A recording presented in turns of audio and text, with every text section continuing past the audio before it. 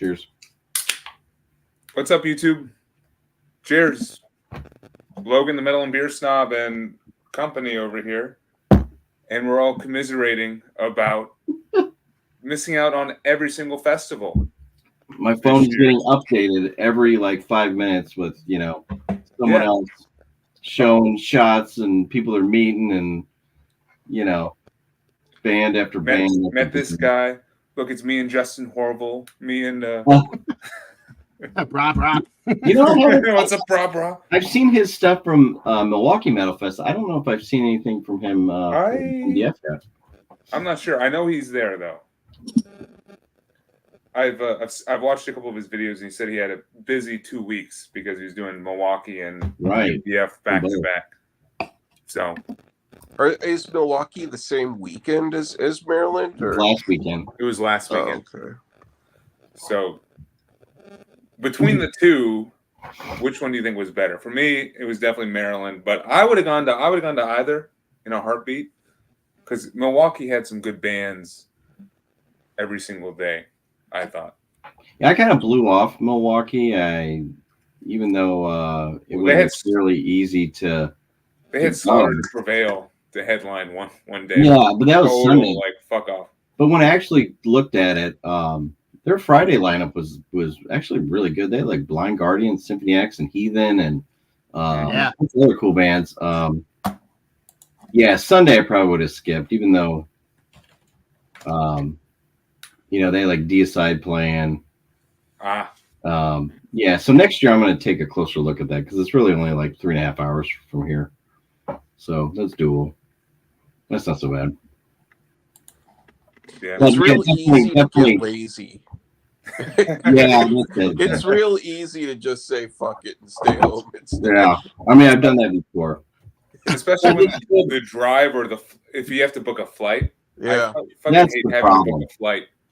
I'm not booking a flight to go see a show.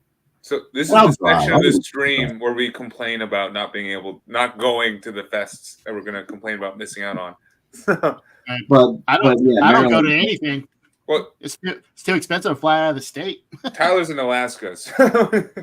You're kind of a special circumstance there, where I don't feel so bad. I can, typically get out to some decent shows every year. I bought tickets to go to a show that was at a bar 2 weekends ago that was 3.5 miles. Or not even 3.5. I want to say maybe it was 2.5 miles from where I live. And I at the last minute I just flaked out and stayed home because I was I didn't feel like going 2.5 miles away to go to the show. I had a similar thing happen. I got tickets to see Spectral Voice in Davenport, Iowa.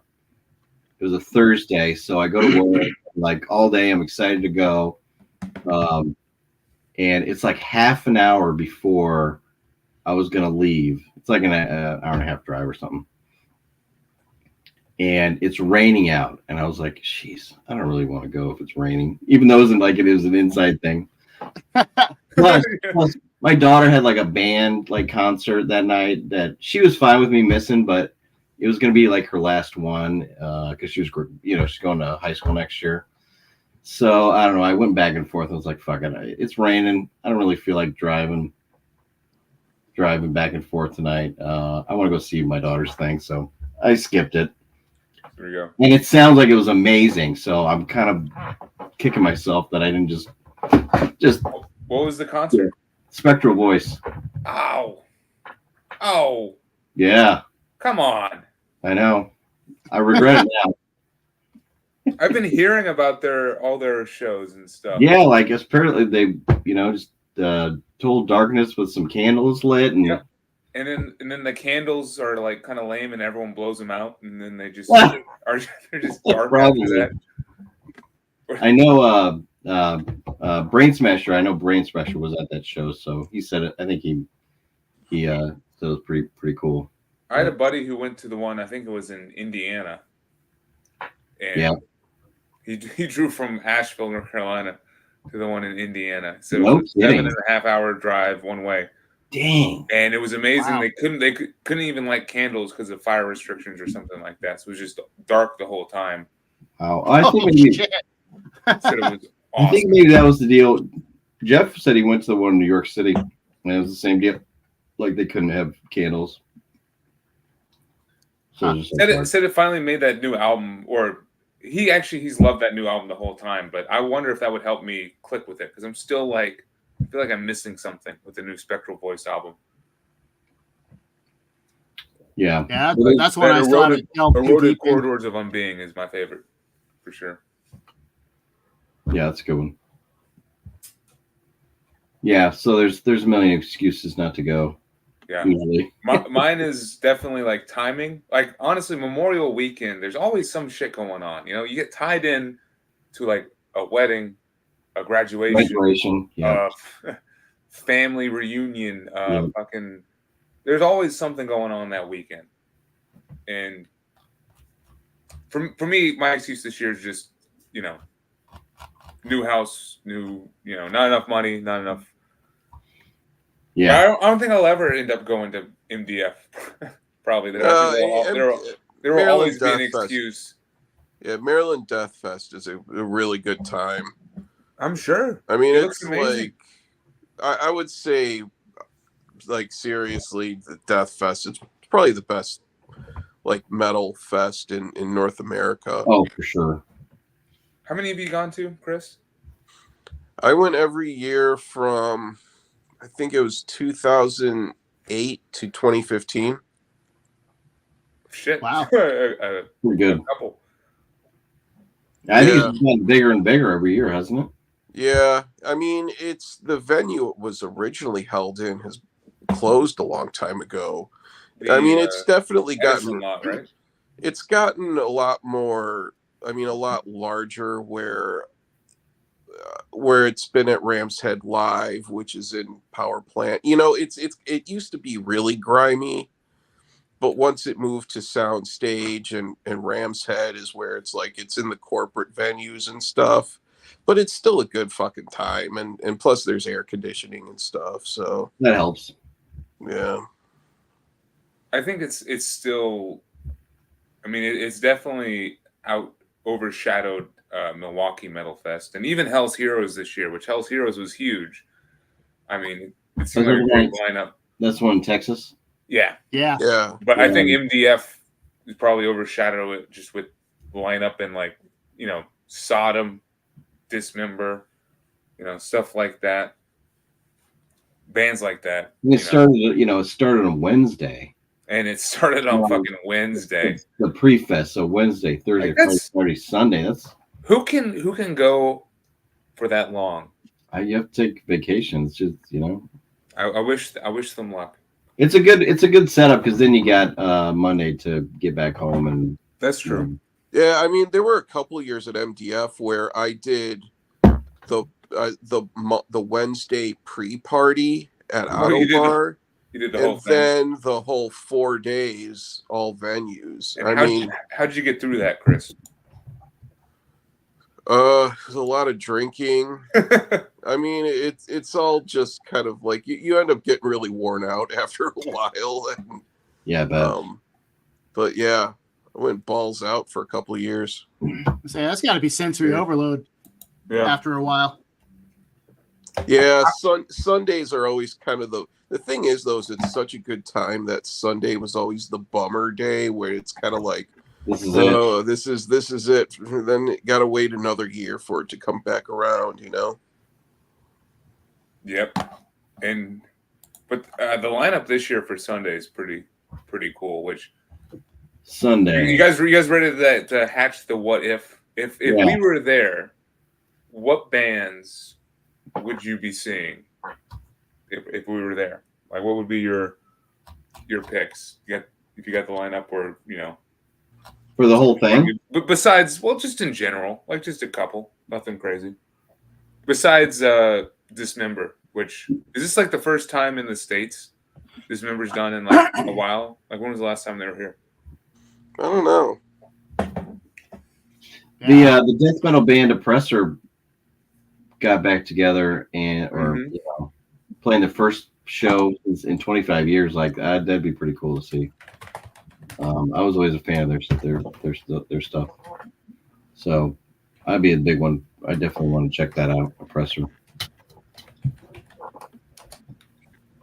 Yeah. I've not heard any of their stuff, so it's kind of the first album is kind of ahead of its time as far as like transition from thrash to death metal kind of stuff. It's kind of technical. It's really techy. Yeah. Not like I mean, not like nowadays, but no, not like that. But 90s death metal, technical wise, you know, maybe a little kind of like Gorguts. Yeah. Ooh.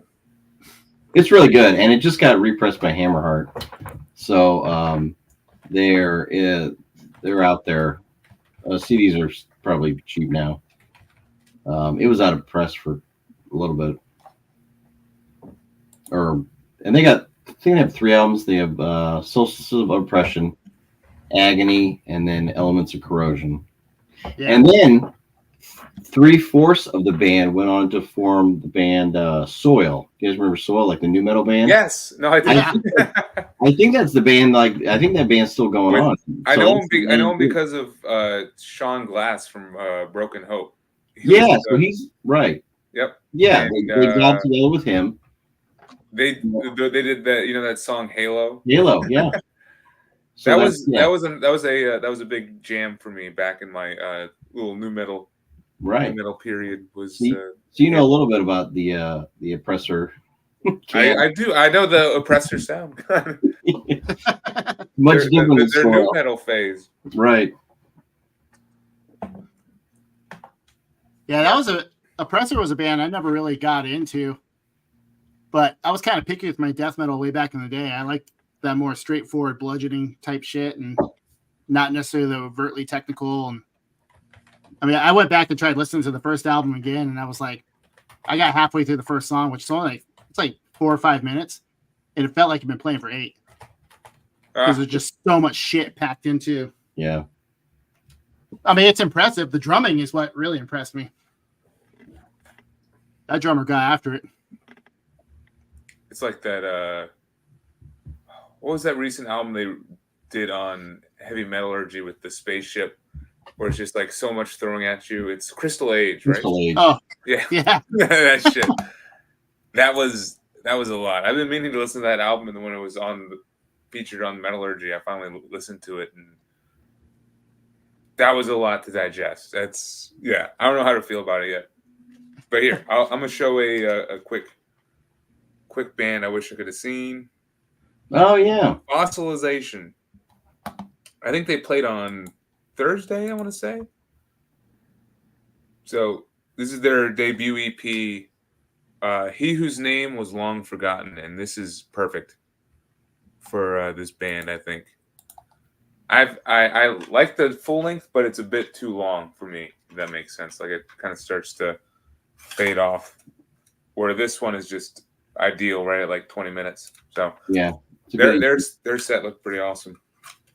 Yeah, I listened to that this week as well. Killer Death Doom. Mm-hmm.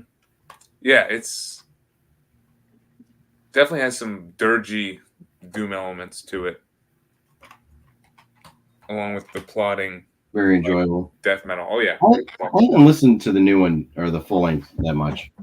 I haven't bought. I listened to it once or twice, and it never made me come back to it. Where this one did. And have you heard they have a split with Void Ritual? I know that. Great. Nice. Amazing. I would definitely recommend that. So I just realized on Saturday, so today, and Beheaded played, which is technical death metal. Like I would check them for sure. They're from Malta, which is like I don't even know where that is. But, Italy? I'm probably close to Italy, right? Yeah. But I've always dug Beheaded. I think it's Malta, Italy. I think. Me too. What's What the is metal scene like in Malta? Technical, brutal technical death metal, I would say. And then surf rock probably. Yeah. But they had I just noticed their logo. So they would be on the list. I definitely check them out. So all the black shirts and then Brian's green shirt. Yeah, I didn't watch shirts for the There was a dress code. the stream. I got my barbecue shirt on. Nice.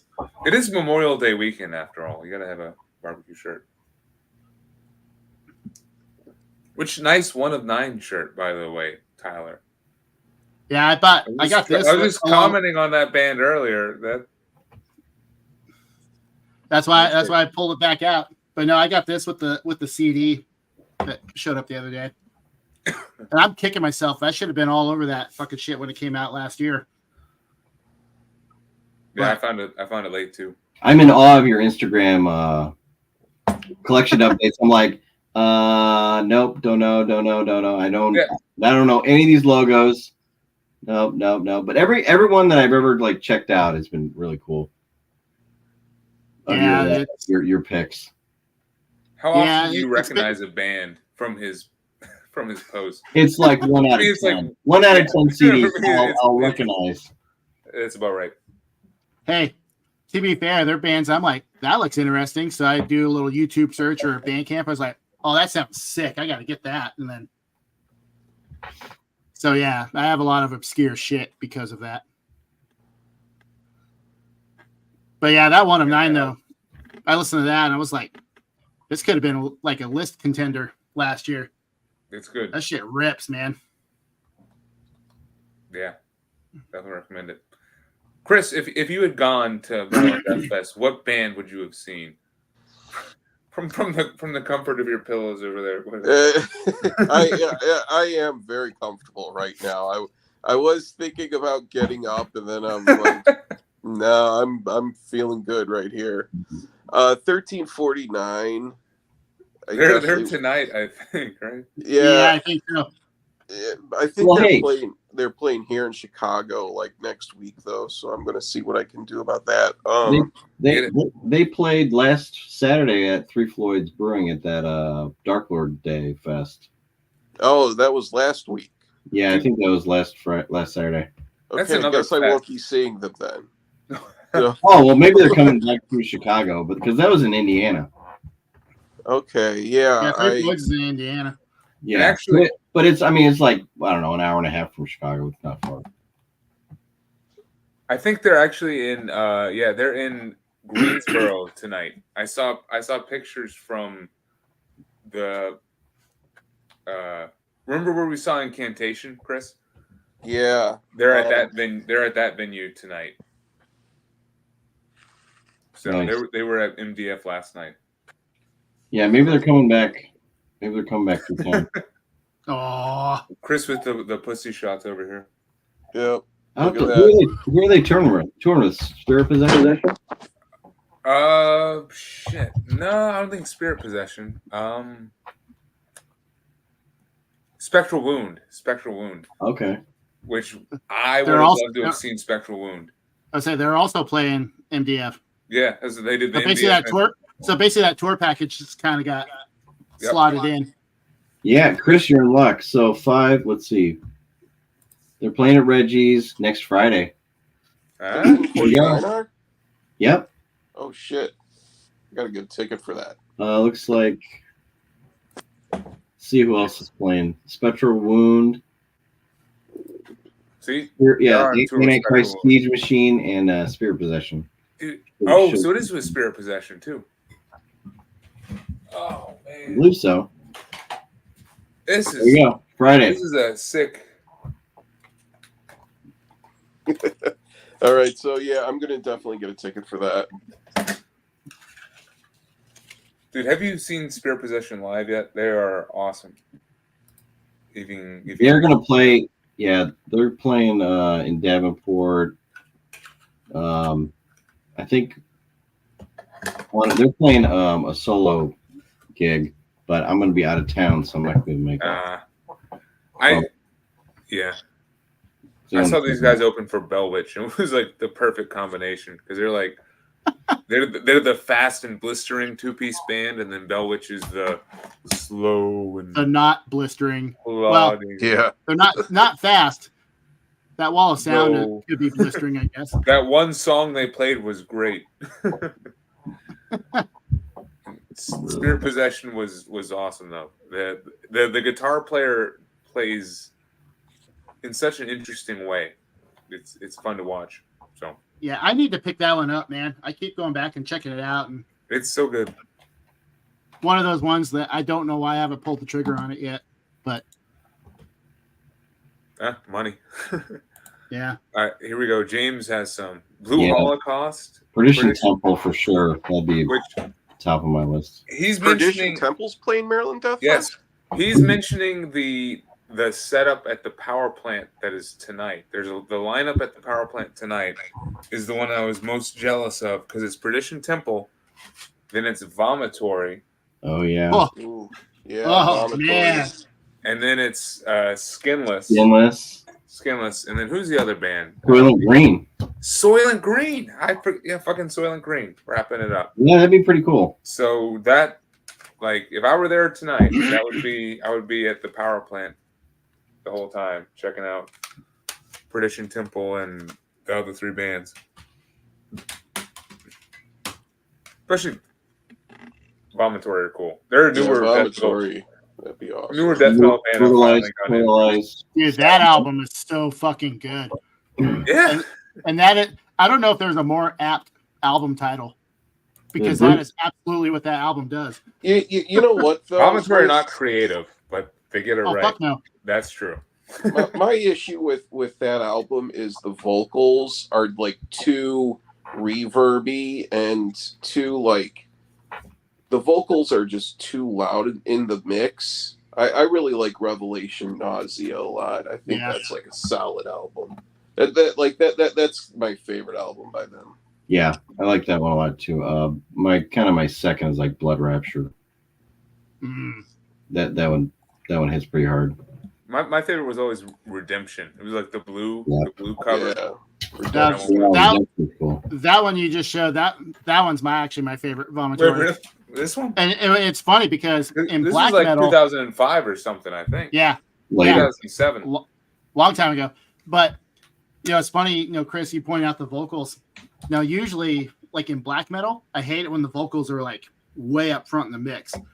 Like it irks me. But that kind of reverby touch they put on that spoke to the black metal fan in me, and I was like, yeah this fucking rules. Like, but that, and it was just, I think that one's probably their fastest album too. Those guys got buck on that one.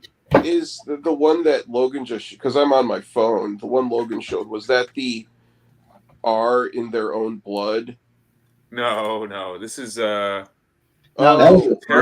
Brutalize, Sodomize. Okay, sorry. I was thinking that was... Yeah, their debut, I was thinking right? that was Isn't it their debut? The R in Their Own Blood. Yeah. What's up, Rick? Rick, you got to join us, man, if you can. I know you're with your family, so well, let's see. If you're a busy man, you're a busy man. But if not, hop on in, dude. Maybe his family goes to sleep early. Yeah, if they go to bed, Rick, we know you go to sleep at like 6 a.m. every night. So. Oh yeah. And this stream, we're gonna be done at like 11 or something. So. Exactly, Brian. Yeah. I was like 11. We all gotta work. We all gotta work tomorrow. Yeah, your time. But no, that because I checked. I remember I checked out other Vomitory albums. I was like, yeah, these are cool. Like I kind of like the little thrashiness of the earlier shit. But then that album, though, I was like, that's the kind of death metal I like, where it's straightforward, dude. But foot on the gas pedal, like fucking no fucks giving. They just bulldoze you, and I don't know why. Like that. I like that style of death metal. Oh shit. Oh, he's flying back home at 5 in the morning. Oh.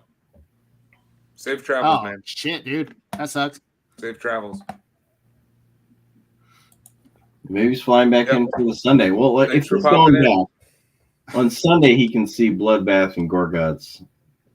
Oh, Bloodbath would see, be cool. he's going to MDF. So Maybe he is. that's why he can't pop in because he's still going to MDF. You can see a Boff. Yeah. Oh, can't miss a Boff. You got to do it. Actually, that is one of the artists that's one of the acts I wanted to see. You wanted to see a Boff? Yeah, I mean, I won't buy any of the albums, but he always plays all the old Immortal shit, so that'd be Check that would this be out. fun. nice. Wait, look at that. you saw a Boff, dude? Yeah, how was that? Yeah, I saw him last Friday. Spin. I was like, that's the set list, dude. That is. Real last quick week. before Brian spins a Boff. Badass. I want to Yeah, mention James. that James mentioned Ooh, yeah, Bolzer. Bolzer would be this good. is one of the ones that I picked that I would love to see. Yeah. Bolzer, the first EP, Aura, not to be topped ever. Hero Best is Bolzer. damn good. I really like Hero a lot. Not as nowhere near as good as this. This is the ultimate thing, penultimate Bolzer. I just No, got Oh, go ahead. no, actually this week I just got a record in the mail that is a Swedish black metal comp that has a Bolzer song on it. Interesting. It's like 5 different bands, and Huh. there's one Bolzer song on there that's not on any of their albums. Oh shit. It's a That's pretty 12-inch that was limited to like 300 copies. That's cool, dude. Brian, how was the rest of that Bath concert? So how did the Bath do? He didn't throw his guitar out at anyone or anything like that. No, it was totally cool. He played. I mean, I don't. The last record, the Dread Reaver. Yeah. It's not that great, and he played a couple songs off that.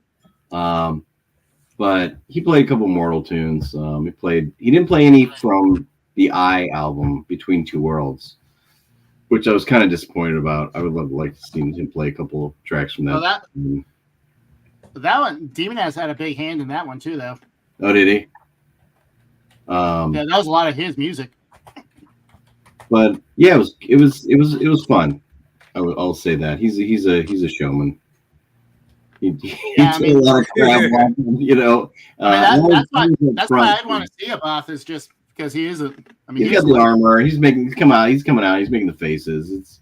It was fun. Imperial Triumphant though. That's what I wanted to hear about. I'm a fan. Like, sign me up. And I ignored them just because of the whole mask thing. I thought it was kind of dumb, but I never listened to the music. But wow, I have new appreciation.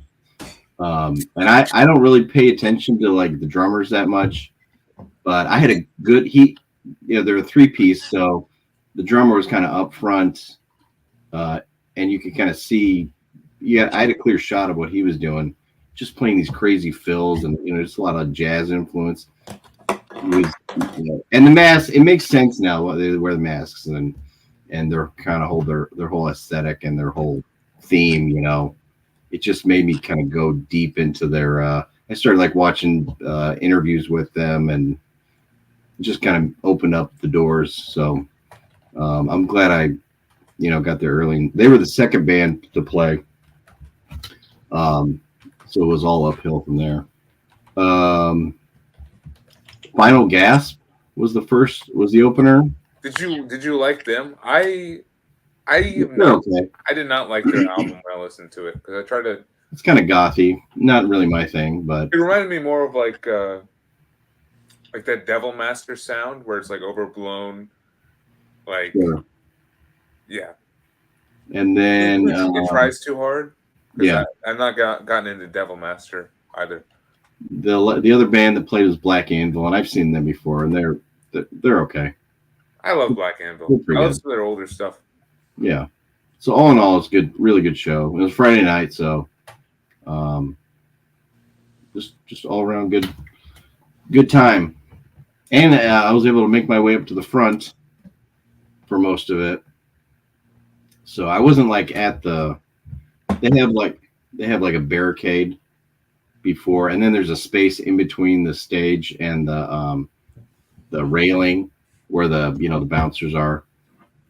But they didn't really have any action. There was no crowd surfing. There was no moshing that I noticed at all. This venue's weird. It's got these railings like being off. Trying to keep It's people. kind of got theater. It's a theater. It's a raised theater floor, and then it's got these little sections that are kind of with railings and kind of like bars, so people can actually sit. So it's kind of sectioned off. Really strange. So when I saw municipal waste there was like little pockets of mosh pits opening up, because there's no way not like a center from municipal waste. Yeah, and that's like people were all over the place. People were crowd surfing and going over the rails, and they had like 5 different guys like trying to catch everybody and stick them back. But it's interesting setup. A lot different than just kind of your wide open room where everyone just goes nuts because you have these sections. But anyway, yeah. That looks good. Or sounds sick. I would like to see a Both for sure. I enjoyed that first solo album he did. I like that one. Yeah. I did not click with the second one. I didn't even try to bother with Death Reaver or whatever. Dread Reaver. I've tried a few times. The songs just aren't that great. Yeah. And I bought the Outsider just kind of because I was there. That's the second one. Yeah, I like the first one better than that. First one was pretty good for sure. Well, the first one was kind of his Prove It album. That's the first one post Immortal. So yeah, that one is good. I do like that one. But the other albums, meh. Yeah. All right. I don't know, another MDF band that I think played yesterday. Chicago based. Yeah. Weekend Nachos. Weekend Nachos. It's Saturday right now. I'd love some Weekend Nachos. I think someone bring some queso. Jeff or somebody got video of those guys. Oh, really? Yeah. Oh, I don't check. I have a few friends that are at MDF right now. So Jeff, Jimmy. Yeah. Another friend of mine that I met a couple years ago named Eric. Like, man, yeah. I mean, these guys reformed, and I don't know how many shows they're playing and stuff. I'm like, I think they're playing a few more. It's limited, so if you can see them in Chicago, because I mean they're based there, right? Yeah, they're playing a show here. I think in like July that they're playing. They were playing. I was listening to that album earlier. I think. Well, what is that? Stomach. Oh, Stomach. This is the post Weekend Nachos Sludge. I listened to Ledge.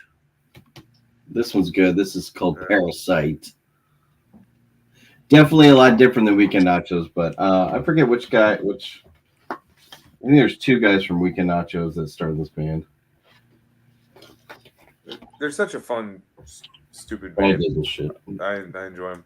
And I haven't heard Stomach yet. I still need to listen to them, but their side project Ledge, I think I've listened to. Okay. Yeah, Ledge is good. Ledge is, yeah. And that's definitely a bit sludgier on that like I Hate God dystopia kind of sound. Yeah. So if Stomach is like that, I definitely gotta check it. Stomach, yeah, it's like Primitive Man ugly. All right. Time for refill. Cheers. Yeah. I was jealous of all the black metal bands that are on this lineup this year. Like, which ones we got? We got like well, shit, like that first day there was like Arcturus. Mm-hmm. Yeah, Arcturus and like 1349, Mayhem, Spectral Wound, of course. Like, I mean, just a ton of Aura Noir. Yeah, Aura Noir, like Agalok, of course. Yeah, definitely. I mean, even the old school like death metal bands, like Dismember, that would have been cool to see. Mork, I would like to see Mork. Mm-hmm. But Looking at it right now, Severe Torture from Yeah. Brutal Death Metal from, I think, Holland, I feel like. Yeah, Maybe? I think so. Yeah. European band of some sort. Yeah. And just absolutely brutal. Mm-hmm. I mean, not my thing, but those bands would be fun to see live, I think. Oh, absolutely. Severe. Yeah. So severe. A fucking Death Hammer, what, like the Norwegian like black and thrash band? That would be cool. Yeah. Oh fuck, Primordial's playing. Oh, they're playing the Marketplace stage tomorrow with Mayhem and Abath, and I've never clicked with Primordial. I really, really like 2 of their albums, but I would still love to see a whole set of theirs, see them live. I think I've listened to their wrong. Like, I think that's one of those bands where I picked up and bought the wrong albums, you know, and it just they didn't click. Like, when I was first trying to get to Primordial, I was listening to let me see,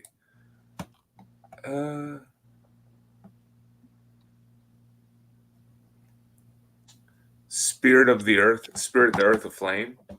Is that you didn't like that one? It just didn't click with me. Man. Well, shit. that one's so good.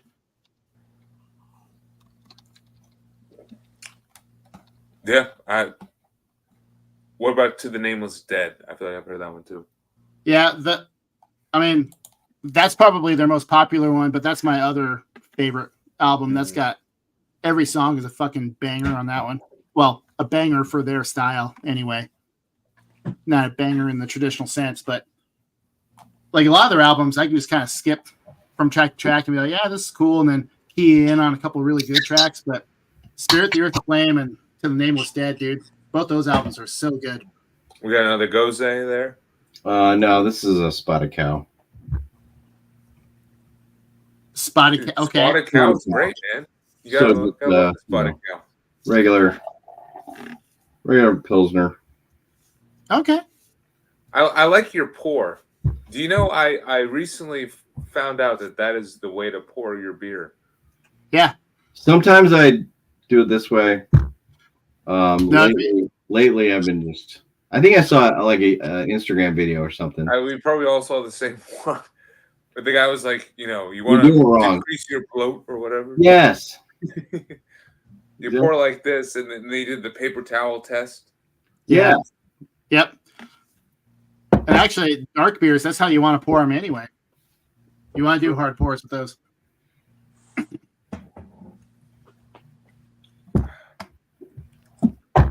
Speaking of which, I got to get my next beer ready. There you go. Well, I mean, technically, I've had 2 or 3 because this is a 32-ounce crowler, right? So have the 4th. I got to get my second. Finish your first beer, I guess. Yeah, my first. I'm too full of Chipotle to even drink beer. What about like an Amstel? You can even crack an Amstel? Amstel Light? I could probably have one of those, but I mean, I'm not going to beer pressure you, but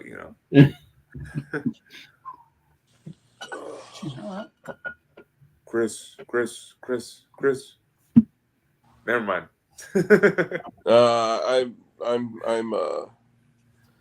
I think I might not drink tonight. I'm just too full. Ugh. Yeah, Arcturus would have been a big draw. Yeah, we're just goofing off. It was more of like we're not whining enough. We're seeing all these updates from all our YouTube friends, and we're freaking like pissed. For me, jealous. Who's jealous? Yeah, I've seen the posts from Jimmy and Jeff, and I'm just like, fuck, man, that looks like they're having so much fun. Oh yeah, it was like a blast, dude. It was the pre-fest. Honestly, it was on Wednesday night. I remember I was the most annoyed. Wednesday night is the hump day. I was just like, I got 2 more days of work. I can do this. Oh yeah. They're like, fucking. And then here's people posting like, "We're at the pre-party, woo!" They're like, yeah, Yay! partying with atheists and Sodom is next. Sodom. Yeah, Jeez. Sodom played the pre-party, and they have the what regular the fuck set. is up with Well, they that? When played does twice. Sodom play the pre-party? Actually, because wasn't Sodom doing an Agent Orange set? Oh yeah, I think they were because that was the backdrop. Oh. Yes, they were. I'm pretty sure. Now that probably would wasn't be- both nights. Fuck, dude, that'd be so cool to see. Yeah. Yeah, so this whole thing made me want to relook at Milwaukee Metal Fest next year and just kind of see. Maybe I'll pick a day or two to do it because there's really nothing like those big fests. I've never been to one of them. Like a big Yeah, one, like a legit. I've big never one. done a big like, fest like that. I've been to like a day or a 2-day fest, but never a weekend or Yeah, I've only done Ozfest, like back in the day. That was all I ever went to. I'd like to go to the what's the one 70,000? The one that's on the cruise ship. Oh yeah, But like That's the whole 3/4 of the lineup just is awful. It is. It's all like lame hair metal and shit. But at the same time, though, it's how much power fucking fun metal would that shit. be, though? It's hair still be metal fun. power. Yeah. I mean, you're watching bands. You get to sit in the fucking pool and watch bands.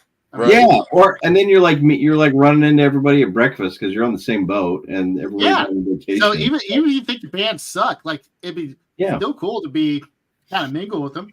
Oh yeah. I mean, what you want? I guess my cat wants to go out. Well, one of my cats. I have 3. Wants to go out of the room or outside? Out of the room. Oh. I let them outside on occasion, and then they look outside with disdain. They're not typical cats and have the need for the outdoors. Come here. I feel like the 70,000 tons of metal, the metal cruise, that's a step closer to what I've been talking about, where there needs to be a metal festival at like a day spa, something for like the older people, like the Gen X crowd, so we can get massages. There's like some comfy chairs. That's it. Because that's one of the big things. Is like, okay, I gotta stand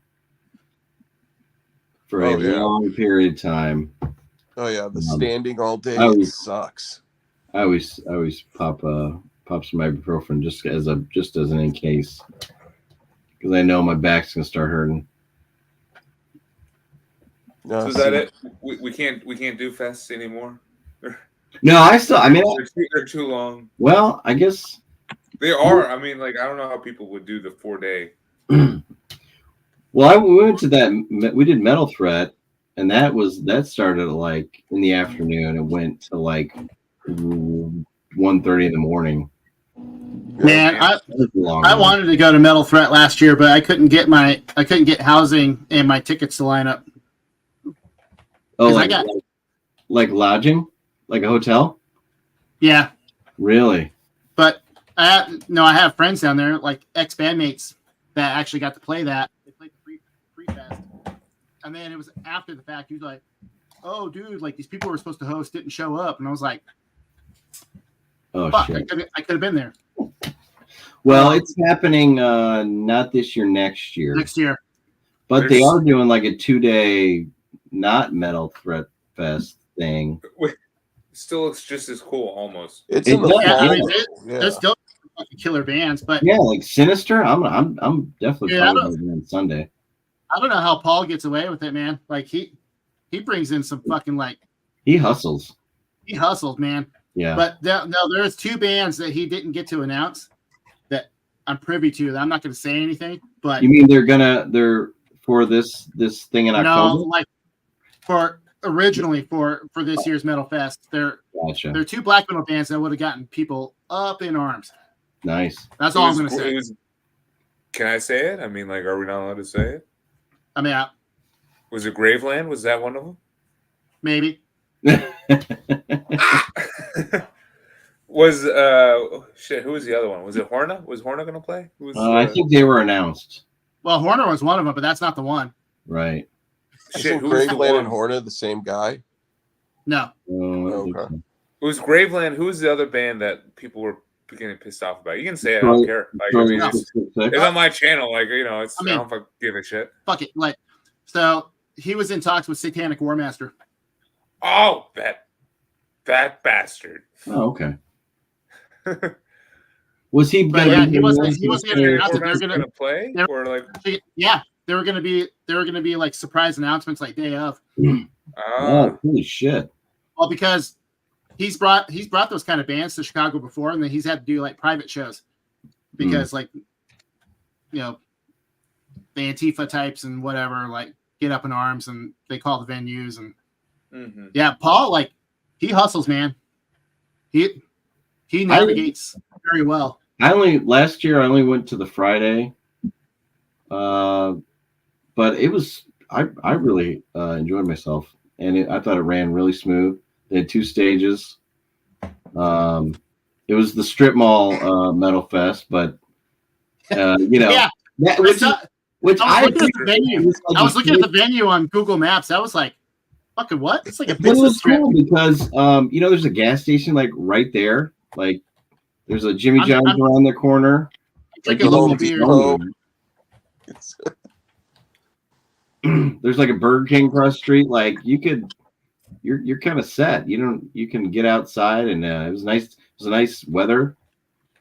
You know, get outside and get some fresh air, or go get a sandwich.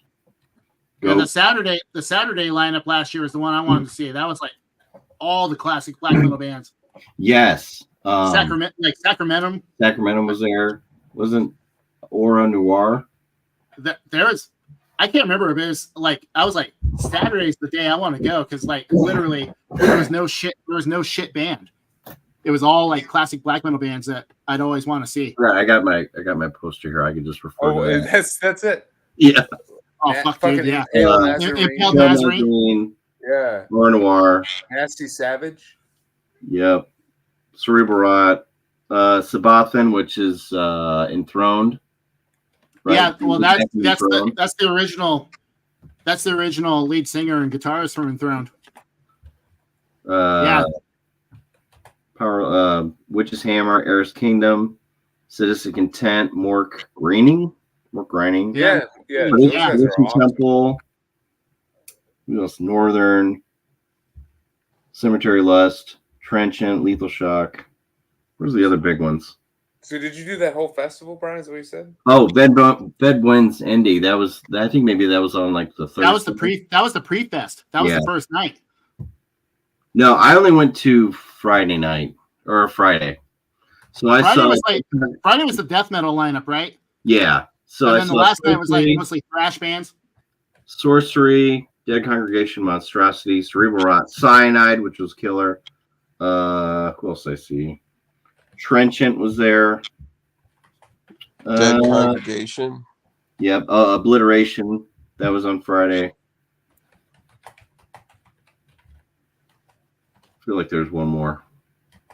One more I'm forgetting. Sadistic Intent. I think they were on that side stage. They were, yeah.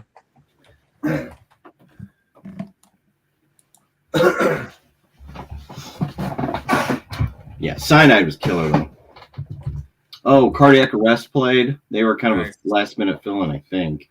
Yeah. Cardiac Arrest was really cool. Yeah, I was pretty stoked for my buddies. For my Rubizol buddies. They got to do that. They got to open up the pre-fest. Oh, nice. And they actually had a pretty good reaction. They had a crowd there for them. Yeah, it was packed on Friday.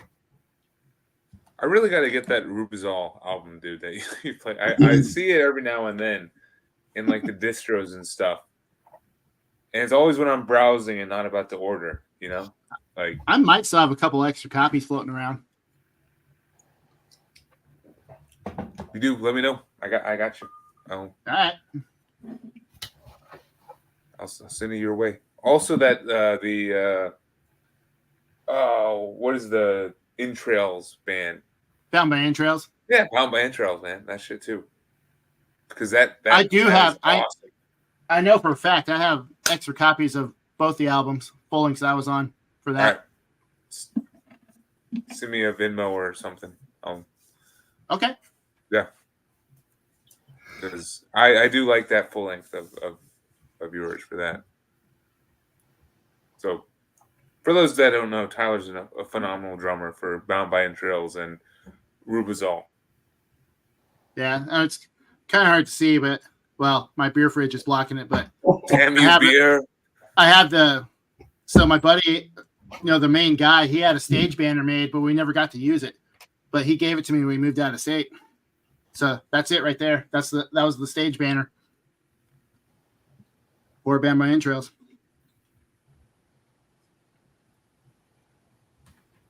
But yeah, I went back and listened to that stuff, and like, I don't know what the fuck I was playing. Like, I don't know how we wrote that shit.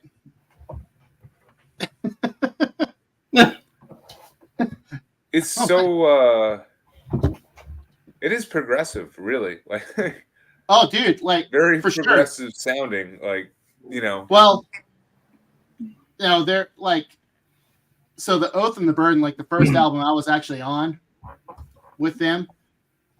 We're writing the songs, and I hadn't been in the band in a while. That was my return to really playing drums and really doing shit again. The return. And then so just they're playing riffs, and I'm just coming up. I'm throwing just crazy parts out, and that's always how I work. I'll overcomplicate something, and then tear it down to something that works. But I'm throwing the complicated shit, and they're like, "Yeah, do that," and I'm like, "No." Trying to play it live was a pain in the ass. What is it called? Rubizol? No. Bound by Entrails. Oh, okay. So it's very death metal name, but it references like in Norse mythology, basically Loki's punishment for the death of Balder. He was bound by the entrails of his son. Okay. And that's what that references. So who started, which one, who's from Iowa City? That's my buddy Brett. Nice, okay. So he formed that band down there. And actually, Brain Smasher Ben, he's the one who hooked me up with Brett because he was moving up here to Alaska after he got out of the Army. Oh, okay. And he wanted to continue the band. And he's like, hey, I know a guy that would want to play your shit. So the rest is history. So I did The Oath and the Burden, and then The Stars Forbode You Farewell. I think it was what it was called. Those are the two albums I actually did. The Stars one is the one that I've heard the most. That's one. Good. That's good. It's good, but man, it could have been so much better. I really wish. Well, so there's a story behind that full thing. So that's actually 2 EPs. Oh, it's two separate EPs. It's like Scum by Napalm Death, where it's like two different bands. So it's 2 separate EPs with really 2 different lineups. One of the lineups was just me, the main guy, and then our synth guy, who he was one of those absolute musical prodigies, like 18 years old, and he just shows up. He's like, "Hey, I'm changing some parts. I have an idea," and then nails it in one take and then leaves. He's one of those guys. And then the other EP was like with a full, like 5-piece lineup, but the main guy, he didn't want to release it as a 2 EP compilation. He wanted to make it try to make it a cohesive album. So he stripped everything down to base level and tried to mix everything to where it sounded like a cohesive album. And I listened to it, and I know what sessions were what, and it kind of irks me a little bit. But because it's like, these tracks were recorded like 8 months apart, kind of thing, almost a year apart. And I was playing differently at different times. I don't know. I kind of wish he would revisit them and just kind of mix them the way that they were originally intended to be. So one of the guys in Rubizol is in Lethal Shock? Yeah, the guy who's currently the drummer. No shit. I fucking love that band.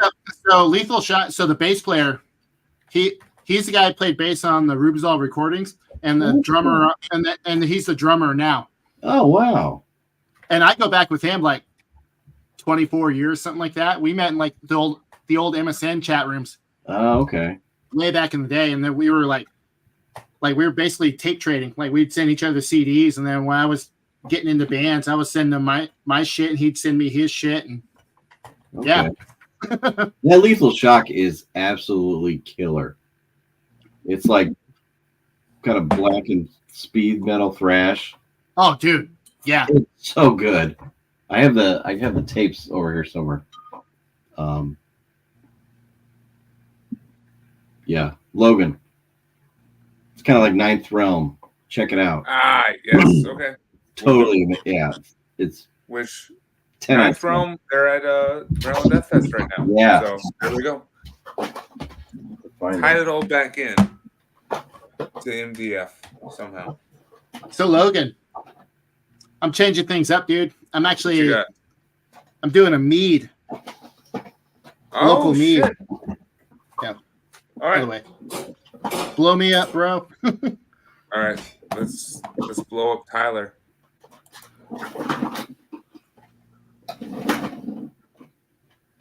Yeah. Oh shit, look at that. A Thumbla, yeah. So the local brewery here, they got their winery license and they produce mead now. And this is actually a barrel aged mead. Oh shit. Man, mead is it's fun. This is some homebrewed mead. It's Oh, shit. The side project of mine is or it's fun. It's fun to make mead. It's easy to make mead. So Oh, I found it. Here it is. Lethal Shock. Nice. Evil Aggressor. Take note, Logan. This shit's great. Oh, sweet. this is The so thing good. about making your own mead though is that sometimes it's not very good. And then you have to drink it still. So. Yeah, I haven't gotten to make it fully on my own, but I've helped plenty. As a matter of fact, me and my old Rubisol bandmate from Alaska here, we actually did a collaboration brew with this same brewery, and we actually made a braggot. We did like a That is so. we did a black braggot, except they didn't have their winery license at that time, so we couldn't. They had to throw like basically a pinch of hops to call it an ale. It was a braggot style ale, but it's a braggot. It'll be sneaky.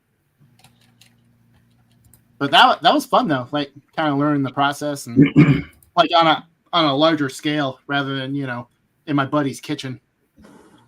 To me, the process is so much easier with wine and mead than beer, because I started trying to make beer, and beer is just it's just stupid. So many ways to mess up and like ruin everything. How much introduce bacteria and stuff to it, and how much like do you end up spending more money trying to make the beer than if you just went out and just bought a 6-pack? Absolutely. Yes, it's all stupid. I mean, shit. It's Just all pointless. I would say the cost of the hops and the malts alone is more than what you spend on a beer. Yeah, by a lot. plus all of the equipment that you need to buy and all of the trial and error. The equipment is expensive as fuck. And then with mead, the big thing with mead is the price of honey. Honey expensive. Honey is not cheap. If you want to make good mead, you need a lot of honey. If you try cutting corners with it, like you skimp on the amount of honey, you get a really weak flavored mead. And you need to get the good honey too, not the not the stuff that's all full of sugar.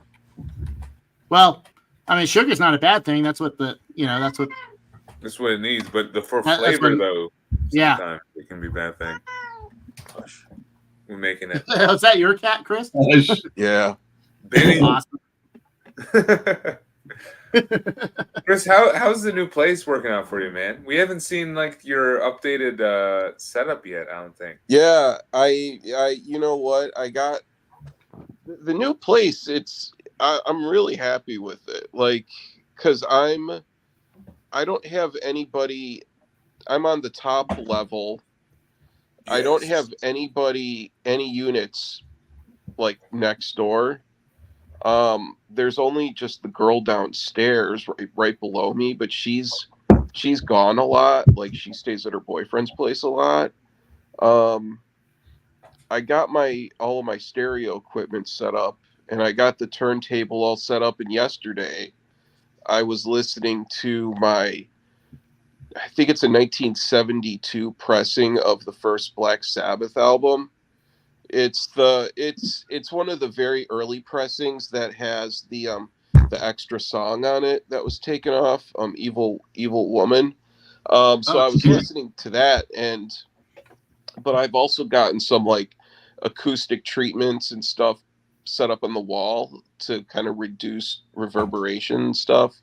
And it's yeah, I'll do an unveiling at some point because I'm not totally set up yet. It's a fucking process, but yeah, no, I'm liking the new place a lot. Nice. And there's a Chipotle close by, I hear. Yeah, we're right next door to a Taco Bell. Are you serious? Yeah. That's double jeopardy, dude. It's all at Wrigley Field because I'm like a 10-minute walk to everything there. I'd piss on that place every time I walk by. Wait, Wrigley's Field. Fuck Wrigley Field. Fuck There's you, also- Cubs. There's a Shake Shack, a Culver's. There's like all kinds of like good food around. Oh my god, I've never had Shake Shack, but I'm going on vacation next week, so I've been scouting out my Shake Shack location so I can make a stop. Where are you vacationing, dude? We're flying to Las Vegas, and then we're driving to Joshua Tree. We're going to Disneyland. We're doing Sequoia, Yosemite, Channel Islands, Kings Canyon, and then back to Las Vegas. That's the trip. We're talking shit here. Yeah. Hey, I had In-N-Out Burger for the first time a few years ago. So I just like trying that shit we don't have, here. Like, how different is it going to taste, though? Well, It's not probably. in response to Chicano here, let me ask, like, is that food good when you're drunk? Well, Absolutely. That's kind of what matters, right? yeah. Absolutely. It's like, I mean, it might be mid-level for your day-to-day shit, but if you're shit-faced and hankering, in what's North it like Carolina, the best food, it actually does suck, is cookout. Chris, you going to test this? Oh god, cookout is when you're drunk is just yeah. Well, fun. no, No. you're right. Well, I never had cookout. I never liked cookout. Even when you were like fucking just hammered, and you were just like, ugh. There was never a cookout nearby, like when I was like that. But what I do miss is Moo and Brew. Oh well, yeah. I miss Moo and Brew, dude. The food was so good there. You were and, within like, walking distance of fucking Moo and Brew. Yeah, like Moo and Brew was awesome. that sounds awesome. What the fuck? Oh, it was a great. We don't have anything cool like that up It was here. a craft beer and burger joint. Oh and my dude, god! they had this jalapeno burger, which was probably the best. And here's the funny thing, Chris, you always got the fucking turkey burger whenever you went to Moo and Brew. Yeah, it's because I don't eat red meat. Yeah, I know. So what the fuck are you talking about? I know a burger place. Really? I can't find turkey. Turkey burgers are not easy to find around here. Actually, I had a turkey burger tonight. It was awful. Shit. Exactly. Well, no, I put bacon on it. At Moo and Brew, they knew how to cook the turkey burger. Oh, okay. So that way it was good. It wasn't just a dry slab of meat, Yeah. You got to add some fat to it. Yeah. Oh, dude, that sucks. There was when I was in college, the hot dog place would pull up their cart and park it right outside, so everybody coming out at the end of the night would stop for a hot dog. I mean, I've started munchy since food. I've been out here. It's impossible to find a turkey burger. I've started eating red meat when I get a burger. At Kuma's Corner? Kuma's, which sucks. Is there one? Sucks. Is there one close by? Most overrated place. But it's ever. a metal bar, dude. It's such a gimmick. I've only been to the one in Indianapolis. There was one in Avondale right by Meteor Gem. Right. And so that place sucks. But around here, Au Cheval is like and a Small Cheval are two like good burger places. But so yeah, I mean I'll eat red meat now when I get a burger, but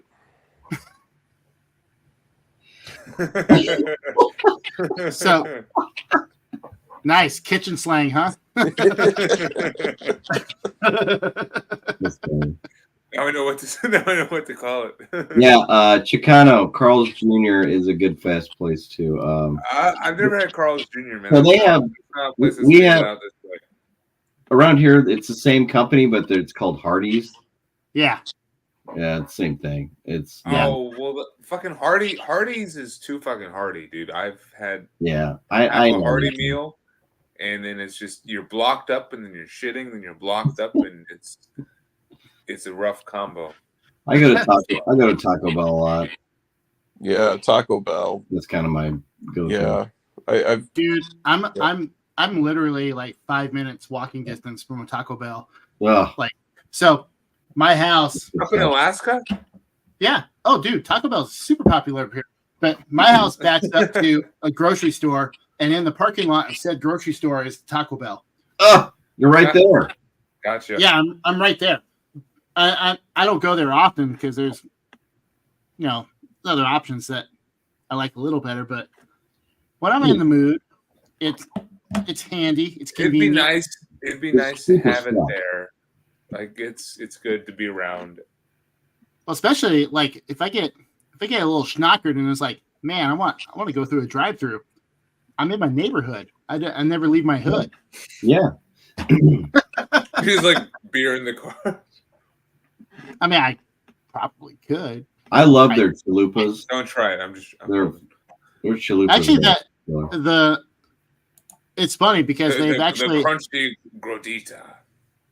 It's funny because they've circled back around. They actually have the cantina menu now. Cantina burrito is their value menu, where nothing's well.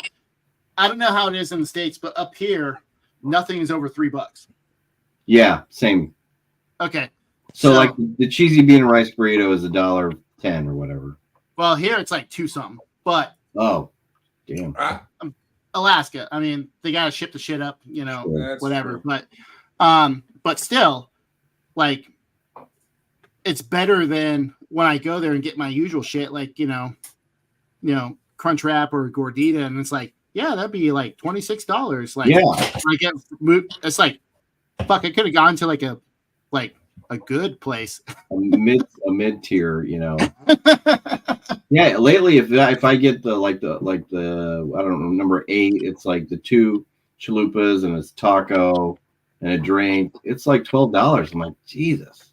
Yeah. I can go to Buffalo Wild Wings and get a takeout thing of 10 wings and fries for the same. It's just, so I do go to that. I use that cantina menu a lot because it's like you can get like 2 big ass burritos for like $3. No, Chicano's right. It's like, I mean, it's not real tacos. No, it's American. So there's other places I go. I mean, it's still not the same. It's like, I bet you, go to like Baja or go to like New Mexico or something like that. I'm gonna get way better. I miss the because in New Orleans I haven't found one yet, but I miss the like stereotypical Mexican restaurant with margarita specials and stuff, and like and taco specials where you get like 3 tacos for $6 and stuff, and then you get like a fucking pitcher of like Modelo for $8. Yeah, the mom and pop Mexican place. Dude, so do you remember the university area up in Charlotte, Chris, at all? There was a Mexican restaurant up there that I used to go to all the time. It was perfect. I used to go to the one that was right off of Central. like where the original Lunchbox Records was at. Like this was just a couple doors down. Yeah. I used to go to walk to that one a lot, but there's a really good one here. And well, there's really good Mexican here too, just because Chicago has a large Hispanic population. But yeah.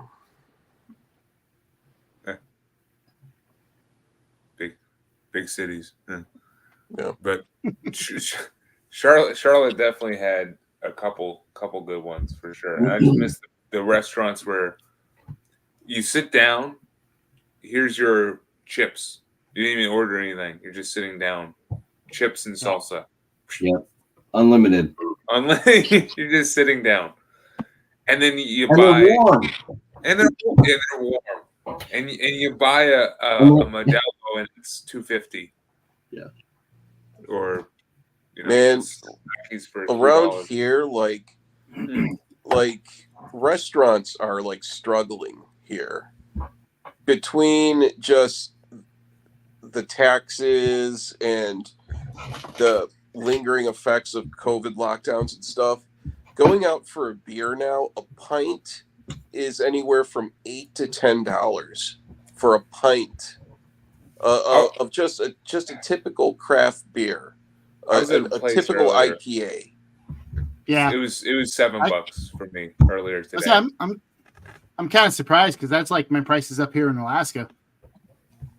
I go to my local brewery around, like the guys who do this mead and what I was drinking earlier, like their flagship beers are like, it's like $7.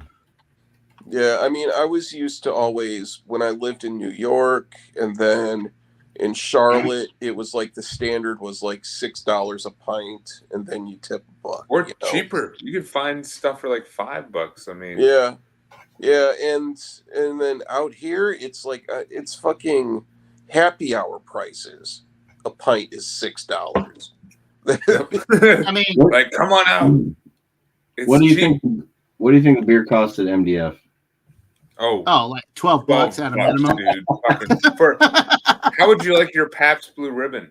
Yeah, it's warm. Can I buy the tall boy for 15? 17, but here. And here's a couple dollars for a tip, yeah. Exactly. So that's another reason why I'm not going to any of these fucking festivals. You tack on travel, spending the night, hotel, eating the food, drinking the beer, going to the concert. You're buying the merch. You're fucked. You're done. It's $1,000 weekend. It's $1,000. Oh, I would take it. Well, how much was a 4-day? Like, how much was a 4-day pass? $290. $300. Okay. And then flights there and back. If you're near an airport that will go there, hotels. The hotels in the area are going to be high rates because of the fest. Mm-hmm. Exactly. Maybe everything. maybe Uber, you get one. Uber, getting around, driving. True, if you don't want to just hang out, in that. If your hotel isn't near the festivities. This is when the bitching begins, everybody. This is the bitching part. Well, all of us but Chris has had a couple drinks in us now, and now the area now I'm ready. I gotta let my cat in the room, but I'm ready. Let's filters off. Let's do this. Now, how far? Going back to where you used to live, Charlotte. Oh, he's leaving. Well, how far is Charlotte from Baltimore, Chris? When you lived in Charlotte, Chris, did you drive to Baltimore? No, I took Amtrak. Oh, okay. It's the driving. It's like the same amount of time if you drive, but I just took Amtrak, and I forget how couple hours of a drive it was. I want to say it was like an 8-hour train ride, maybe. Because what I would do is I would take the Amtrak that left Charlotte around like 11 o'clock at night, and then I would just sleep dude. all night and Yep. get into Baltimore probably around like 6 in the morning or something. And that Good Amtrak's flight. always late. True. Too. Well, I've taken it twice. It was late both times. Awful. Yeah.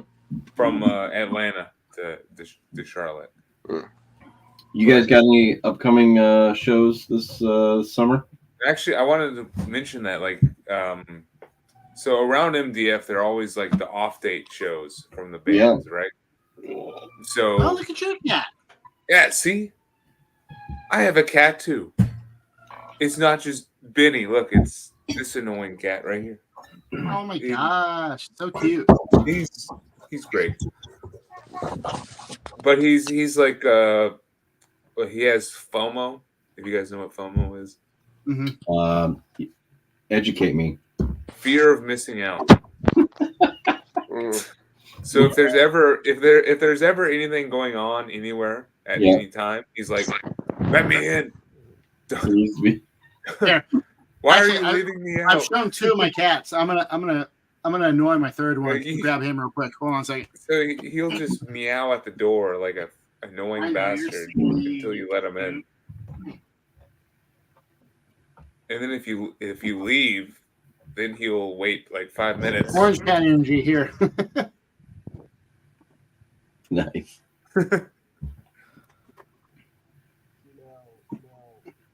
So what was I saying? Cat stuff. Upcoming shows. Oh yeah.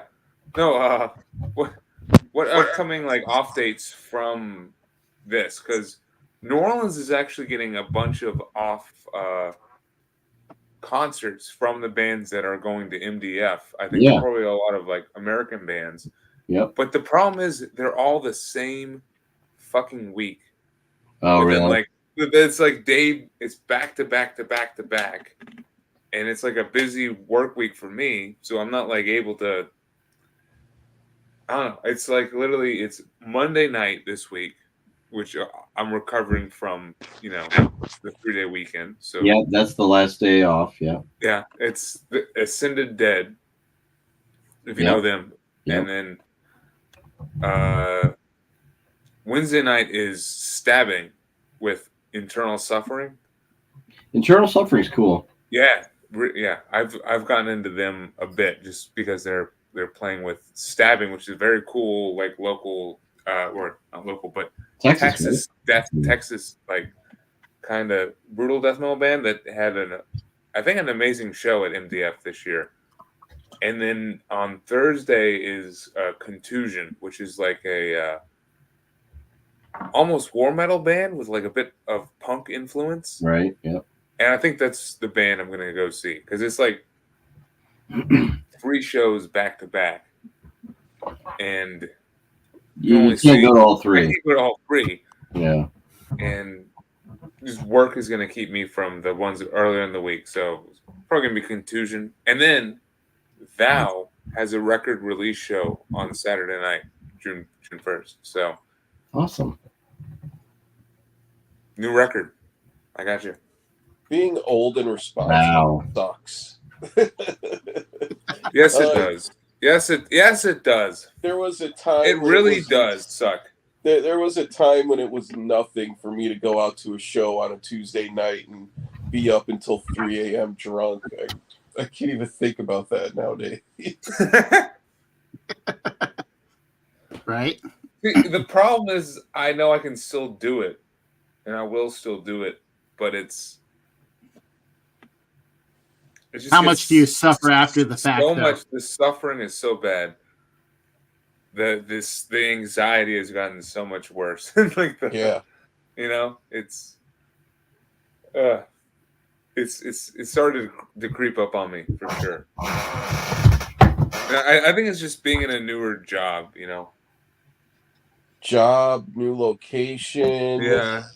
I felt so comfortable in Charlotte. Like in Charlotte, I could do Tuesday night shows and stuff. Because you know what to expect from the venues, right, and everything. The venues. Parking. Yep, and from work the next day. That was the main. That was like the most important thing. I knew. I roll up fucking hungover, and be able to like fake it and do fine. And this new job, I can't do that. You kind of have to. You got to interact with people a lot. A lot. I have to interact with a lot of different people. Yeah. A lot. That's the thing. Like I had to interact with people a lot. The old job, but it was the same people over and over again. So you're like, you build a rapport, and if you're not at 100% that day, they're not going to think anything of it. No, it's smooth. But this is like new people every single day. You're like, I'm lucky where I could probably go. I could probably go all day without talking to anybody because I'm just like, pull up that last thing that Chicano sent us. Send me an email. I swear, Chicano and I think we're similar for sure. So let me speak from his experience. I'm 30. I turned 46 this year. Shit gets worse, man. I turned 46 next month. Okay. Yeah, I turned 46 in November. Yeah. Things start going downhill quick. It does.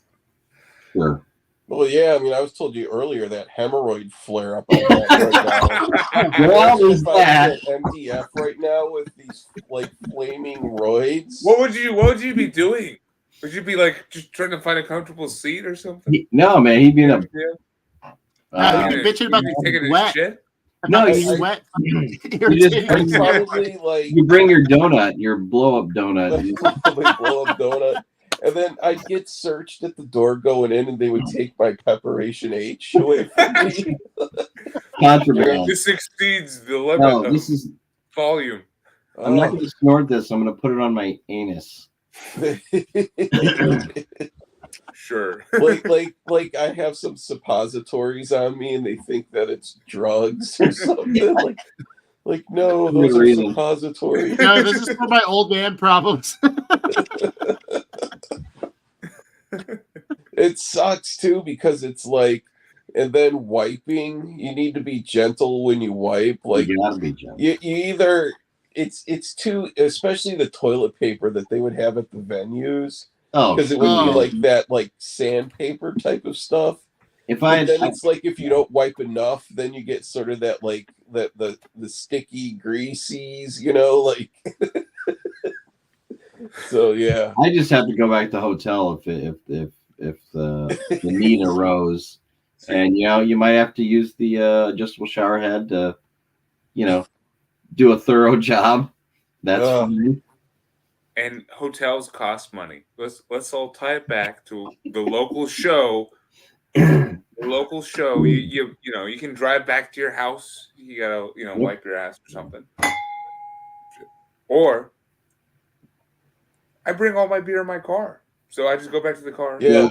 Drop off the merch, drink a beer, go back in, drop off some more merch, drink a beer. You can tailgate at MDF like all day, which is cool. Okay, like once you go in, I did not you know have you to could do that. Or can you go in and out?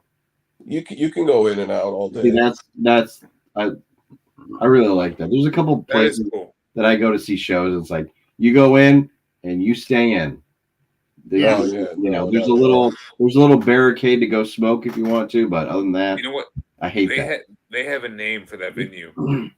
It's fucking Live Nation or something. Corporate, fucking Live Nation. Corporate fucking venues, they want you drinking their beer and all that shit. Yeah. I don't care about your beer. I just don't want to wait in line in your bathroom. You know what? I want to go in the alley.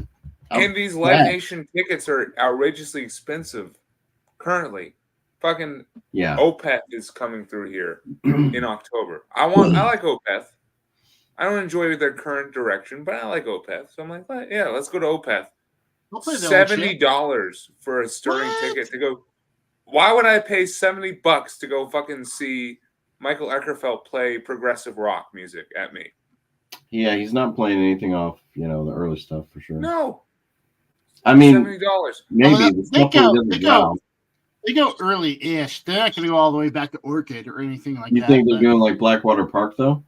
They probably play some. That's their biggest. Their biggest hits are off of Blackwater Park. Yeah. So they're going to play those songs. That's the album that really put them on the map. Yeah.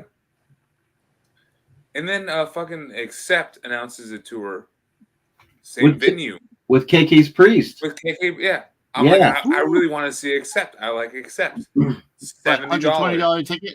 What? $70 $70? for fucking KK Priest in KK's Priest. That's sounds weird. KK's Priest. Yeah. Accept $70.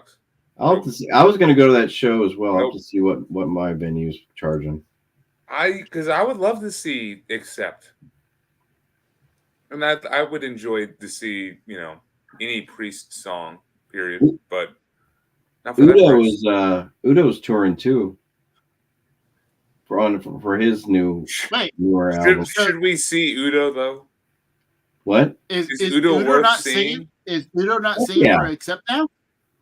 Udo? He hasn't been. No. He's not been there for decades. A number of years. They got the guy from TT Quick. I think. Oh, Mark Turnia. He's pretty good. he's great, What? dude. I mean- some of the new Accept albums are awesome. I mean, I haven't followed Accept since long time. But Yeah. why would you not? Sorry, Why would you not? Sorry, man. Yeah, it's been like 10 years. It's been like 20 years at this point. I don't Okay, know. So James, the last Accept album that I actually took notice of was probably 30 years ago. Why would you pay attention to Accept? But at the same time, though, Stalingard Udo- is a great album. I'll say Udo's vocals are so. I don't know, they're kind of go hand in hand with the Accept sound. So Yeah. But I mean, how hard is it to do the? How hard is hey. it to do the AC/DC vocal though? It's just okay, fair. But I mean, don't mind me. Yeah, it's a little different. I'm up here isolated. Am I fucking isolated in my country-sized state? Don't know shit about shit. I think I'm gonna go to both. I think I'm gonna go see UDO and Accept. I You're gonna think see both of them Yeah, I think so. on separate occasions. Yeah, they're two shows. Yeah. I know, but Like a high roller over here. What are the prices? What are we talking? Oh, I'm here. Oh, here it is. Here, I'll tell you. One ticket, $34 plus. For Udo. No, this is for KK for Accept and KK's Priest. What? Well, shit, I yeah. did that. Let me double check, make sure Hold I'm on, not high. 34 plus $13 in fees, so $50. That's normal. That's still less fine. than No, $70. $46.95. I would pay that. $46.95. That's still less than $70 that Yeah. Logan was talking about earlier. Plus an hour and a half drive each way. I would do that. So Truthfully, tack I on would. a tank of gas. For the legit Accept, I would do that. Yeah, except in Ripper Owens is singing with KK's Priest. Yeah, I mean, So they'll that's play some legit. Juggler songs, which I like. And they'll play some Priest songs, so fuck it. I think that'd be a good show. Yeah, dude, my cheapest tickets look like $83. What the fuck? See, that's crazy. That's nuts. That's nuts. It might be the venue. Maybe it's just the venue. Oh, I It's guarantee you it's just the venue. the venue. I mean, Ugh. hey, Jesus. That's hey, awful. Logan. If it makes you feel better, Body Count canceled their show up here. No. Oh. Well, no, I'm Actually, pissed. what's kind of fucked up about it is the venue that was supposed to be hosting them. They didn't tell anyone until the day before the show, which was supposed to be tonight. Well, who was gonna go see Body Count? You would be surprised. I think you would be, yeah. So I'm I sure. I always make the joke. I always make the joke with Alaska that it is absolutely Slay Pantalica fans up here, 100%. And any band that's remotely heavy that was something back in the 90s, 2000s, they're gonna sell Okay. out. They're gonna pack a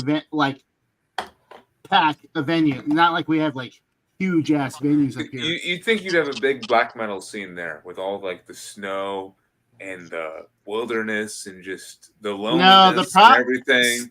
You would think so. I got to take a piss, but yeah. So black metal, the Alaska. biggest problem with Alaska is everyone who grew up in Alaska doesn't want to be in Alaska. They want to be like the lower 48. That's the long and short of it. Is it a lot of military up there? Yeah, because Yes. one of my cousin's son, him and his wife are moving to Alaska. They're moving from New Mexico to Alaska. It's like That's a little bit of a culture. 180. A little bit of a culture, weather, everything change. Yeah, but they're both military too. Do you know where they're going to be stationed at? I don't know. So up here we have what's called J-Bear, and it's Joint Base Elmendorf Richardson. It used to be there was distinction. There's the Elmendorf Air Force Base and Fort Richardson, but now it's called J-Bear, and that's like well, for me that's about 30 miles south of where I live, and it goes all the way into Anchorage, and then further north you have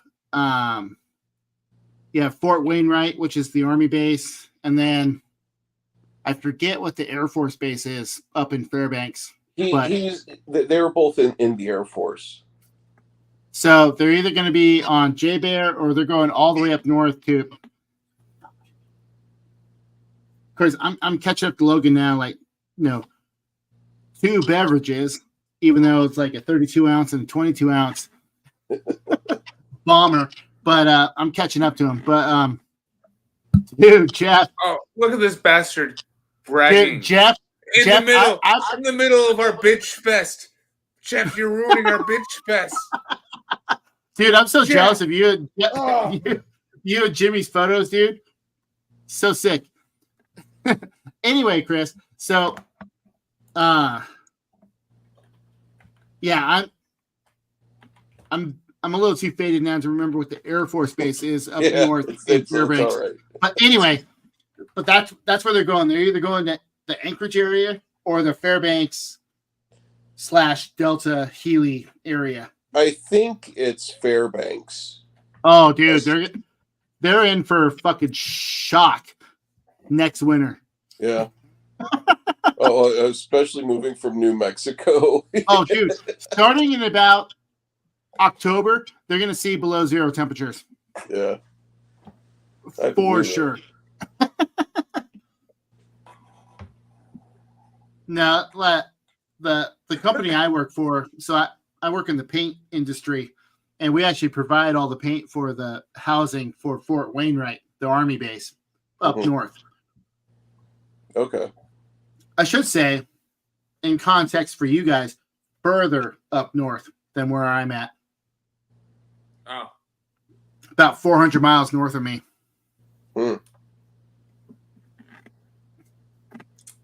So that's like ice road trucker type of country. Not quite. Not quite. There's highways that go there. Yeah. So they see maintenance. Okay. But once you get north of Fairbanks, you start getting like Chicken, Fox, that area. That's when you start getting to the ice road type stuff. All right. Oh, so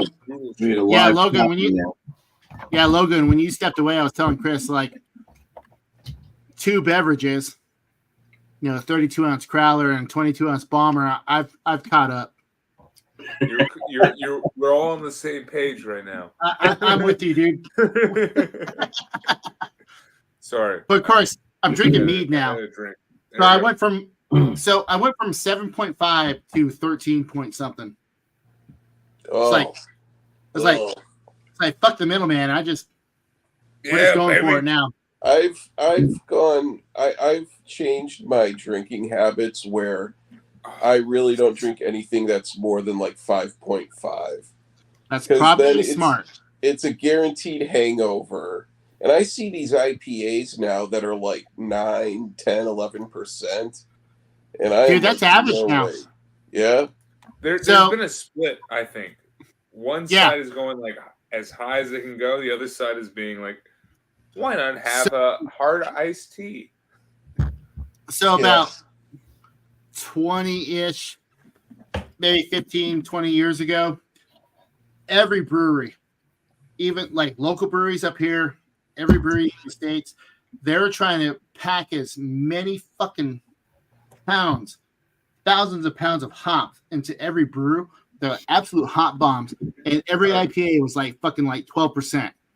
And they wanted IBUs out like 100, 120. Yeah, they want some. I wish I was alive. They're like, that. we want you to take it. I wish I was drinking beer. Basically, it was like, we want you to take a sip and have your face fold inside out, or how bitter like this fucking shit Sour is. Patch Kids shit, basically. Oh, dude, all the breweries up here got into that game, dude, and I was like, what are you guys doing? I can't drink this shit, dude. When I was first getting into craft beer, was like 2014 would have been the first year I've been legally able to drink. But the even Lagunitas had like this IPA, which was 120 IBU, and that's what they called it. Was their 120 IBU IPA? Yeah, you could buy it as like a bomber for $4. It was awesome. So I would just get like the Arrogant Bastard, ale, and then that one, and that would be the night. Oh, just these awful beers, and you're. But yeah, that was a thing though. To drink is to suffer, and it's fun. So.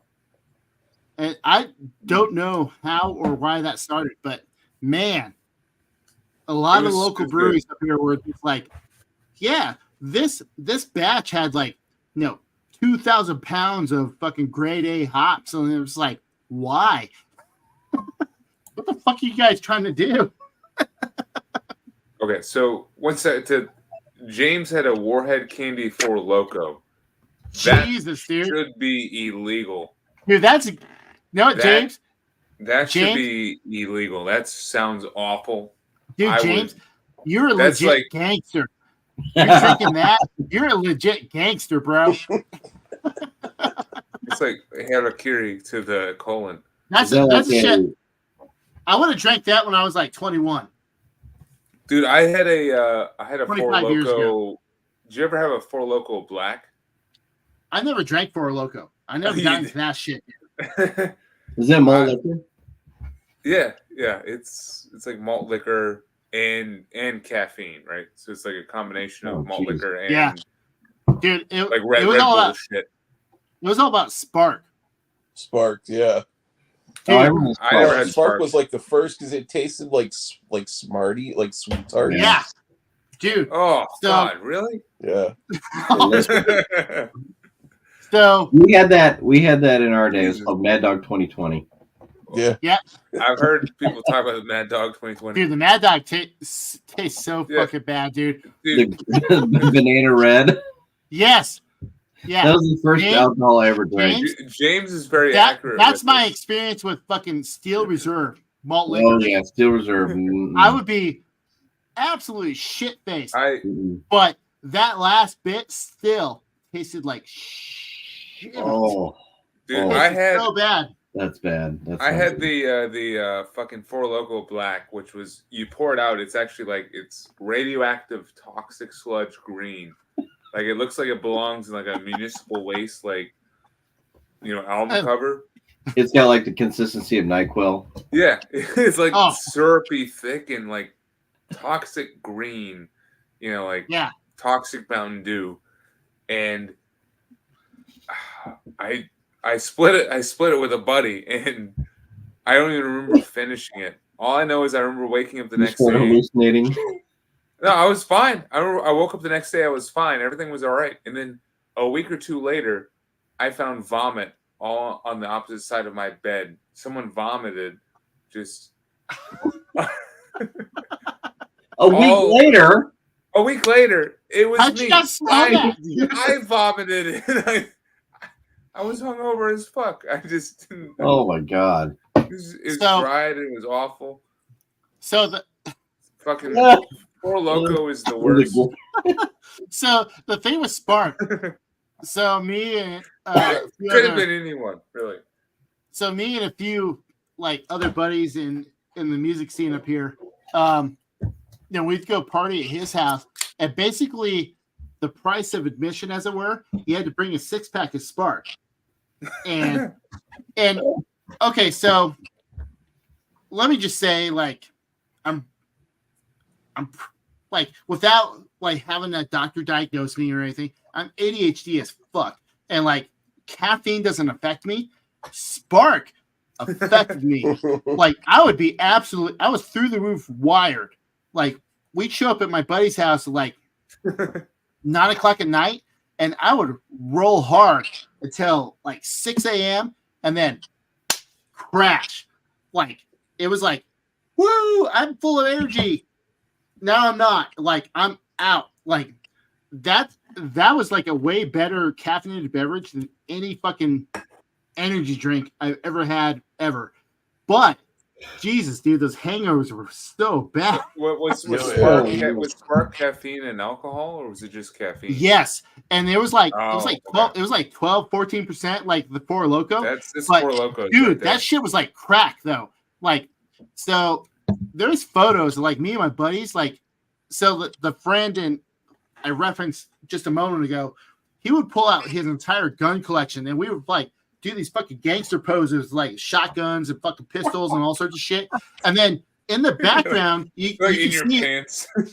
Oh, dude, yeah. So, but in the background, you would see like his clock on the wall. It would say like 5 o'clock. It wasn't PM. It was AM. And we're just like fucking posturing, like whoo, yeah, like.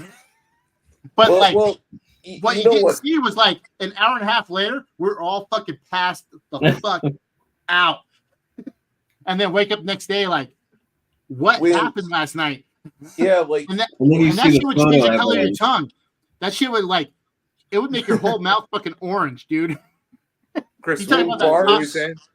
Yeah, when bars started serving Red Bull and vodka, when that whole like caffeinated energy drink booze thing like came into. I've never been wired on Red Bull and vodka, but Spark though. I've never heard of Spark, so that's a new one for me. I remember Spark. It probably doesn't exist anymore. No, I hope it doesn't. Dude, that shit was wild. Like I said, I mean, I grew up like cocaine and Coca-Cola. I was one of those kids that was like, my mom would buy the knockoff Mountain Dew 24-pack, and me and my friend would go through like 18 of them in the evening, kind of thing. So caffeine's been in my life like my whole life, but that shit got me like, I'm like checking my pulse. I'm shit-faced drunk and I'm checking my pulse because I'm so amped. And then like an hour later, just fucking crash, that sugar crash. Oh, done. That shit was like, I don't know if Four Loko is as bad as that, honestly. But I've never had a Four Loko. I've never wanted a Four Loko. I've never had a Spark, so we'll call it a draw and just say it's even, because dude, the Four Loko, same thing where it's all caffeine and then 14% alcohol on top of that. Yeah. You're like, what the fuck happened? Essentially. Well, that's the whole thing. That was a whirlwind. So you're in one can, you're literally mixing uppers and downers. Exactly. You're just you're like hitting both walls. It was made by Steel Brewing. Steel? So Steel. Like Steel Reserve? Yeah. Same company. Yes, James. Absolutely. All right, guys. I'm gonna jump. My phone's about to die. Dude, Chris, thanks for popping in, man. We should.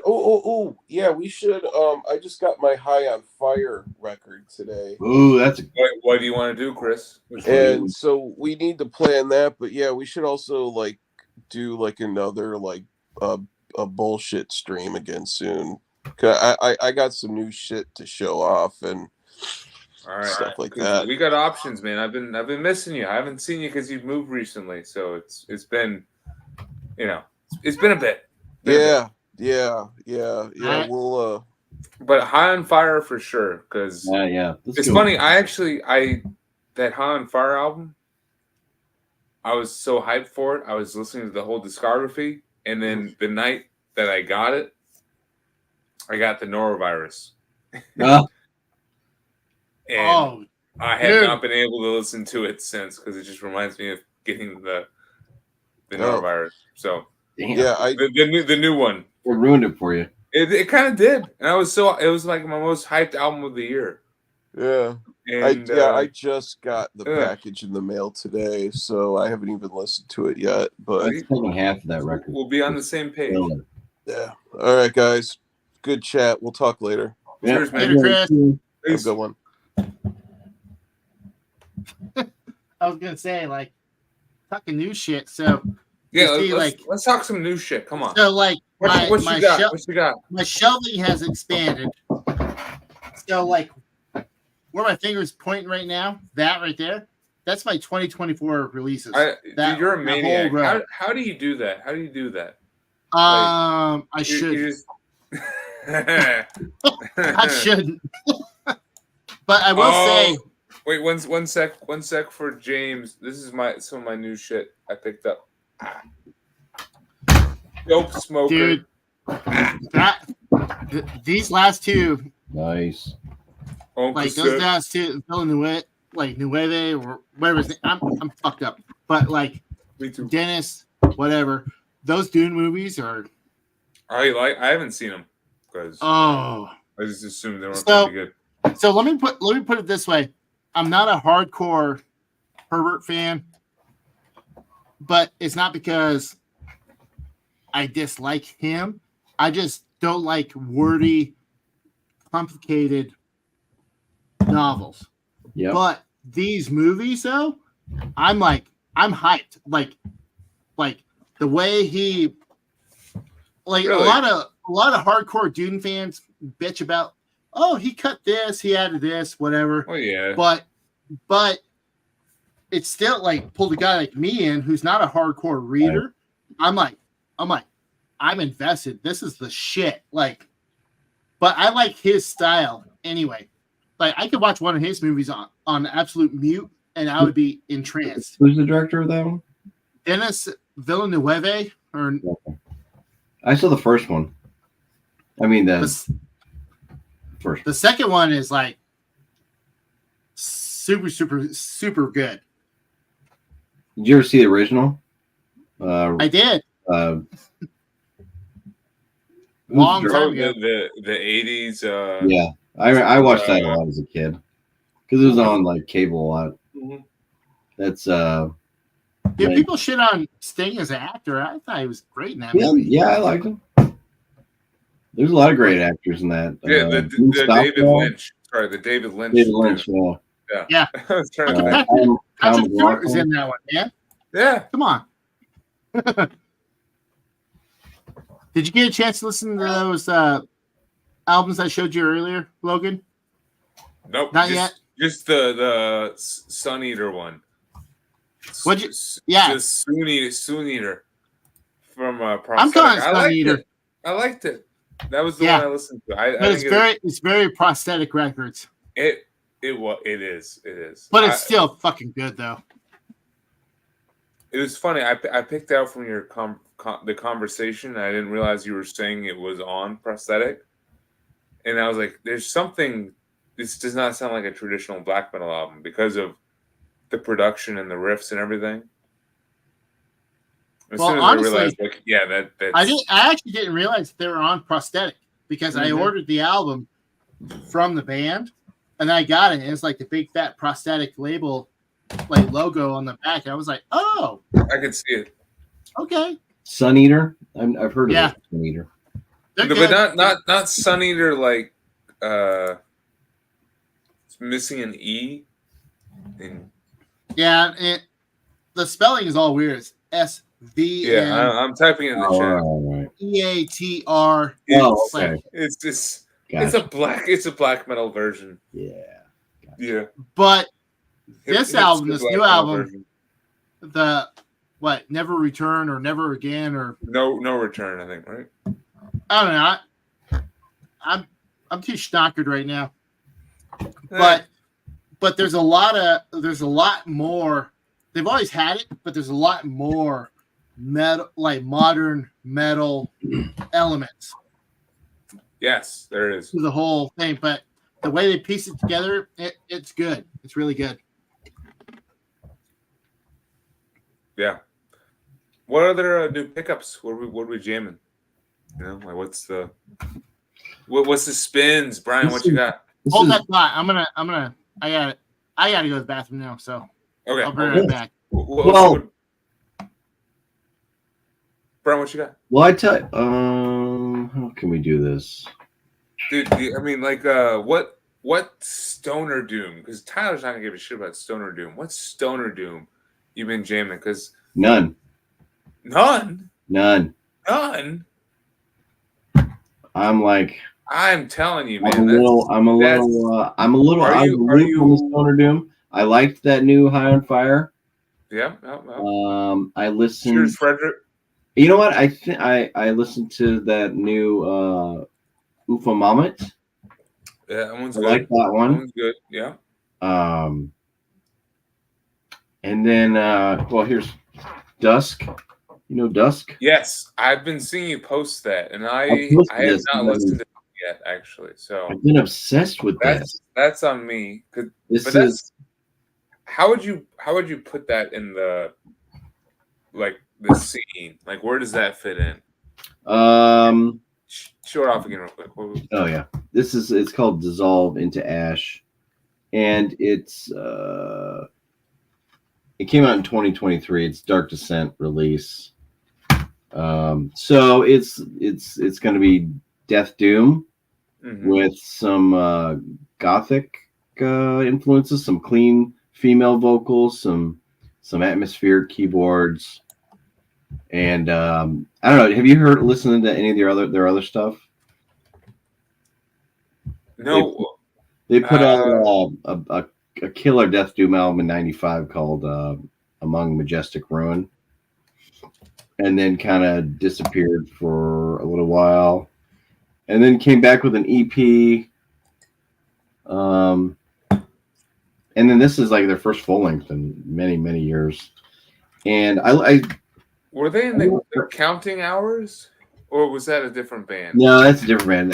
That was oh geez. Because I heard them through you too, Counting Hours, and that's the band. Counting Hours is the band. Yeah, that was the melodic Death Doom band from they formed out of the ashes of wait, what was the band? Because it was another band first. Not Daylight Dies. That was it. Okay. What is it? Daylight Dies? Yeah, maybe. Because Daylight Dies was the North Carolina band, though. No, it's not Daylight. I'll tell you. I'll just look it up. Also, we got Frederick here. I think it was Rapture. Yes, that's it. Rapture. Frederick's mentioning Castle Rat, which that new Castle Rat. I have seen that around. It's good. It's good. Yeah, it looks cool. I have listened to a song or two. It's more of a throwback sound than like a metal sound. Like it makes me think of 70s hard rock bands more so, along with like the retro, new wave of traditional heavy metal sound. But then also like sounds like the Doors. Sounds like other 70s hard rock bands like that. Here's one I picked up at the used store. Can you see that? Oh yeah. No, I know that's Stradivarius, right? Stradivarius, yeah. I've always kind of been. This must be a low-rated album for them. I think this is their first one. I've been skirting around this band for many years. I always felt like maybe they're a little too they are operatic for me. They are a little operatic for everyone. I thought maybe this first one might be a little more on this like Halloween speed metal, and I think it is. I just haven't. I haven't really dug into it a whole lot, but I picked it up. I like the album cover for it. Yeah, And I, at the and I very, at the generally very like, least, the album cover is fucking cool. I do go through phases where I really like Euro power metal.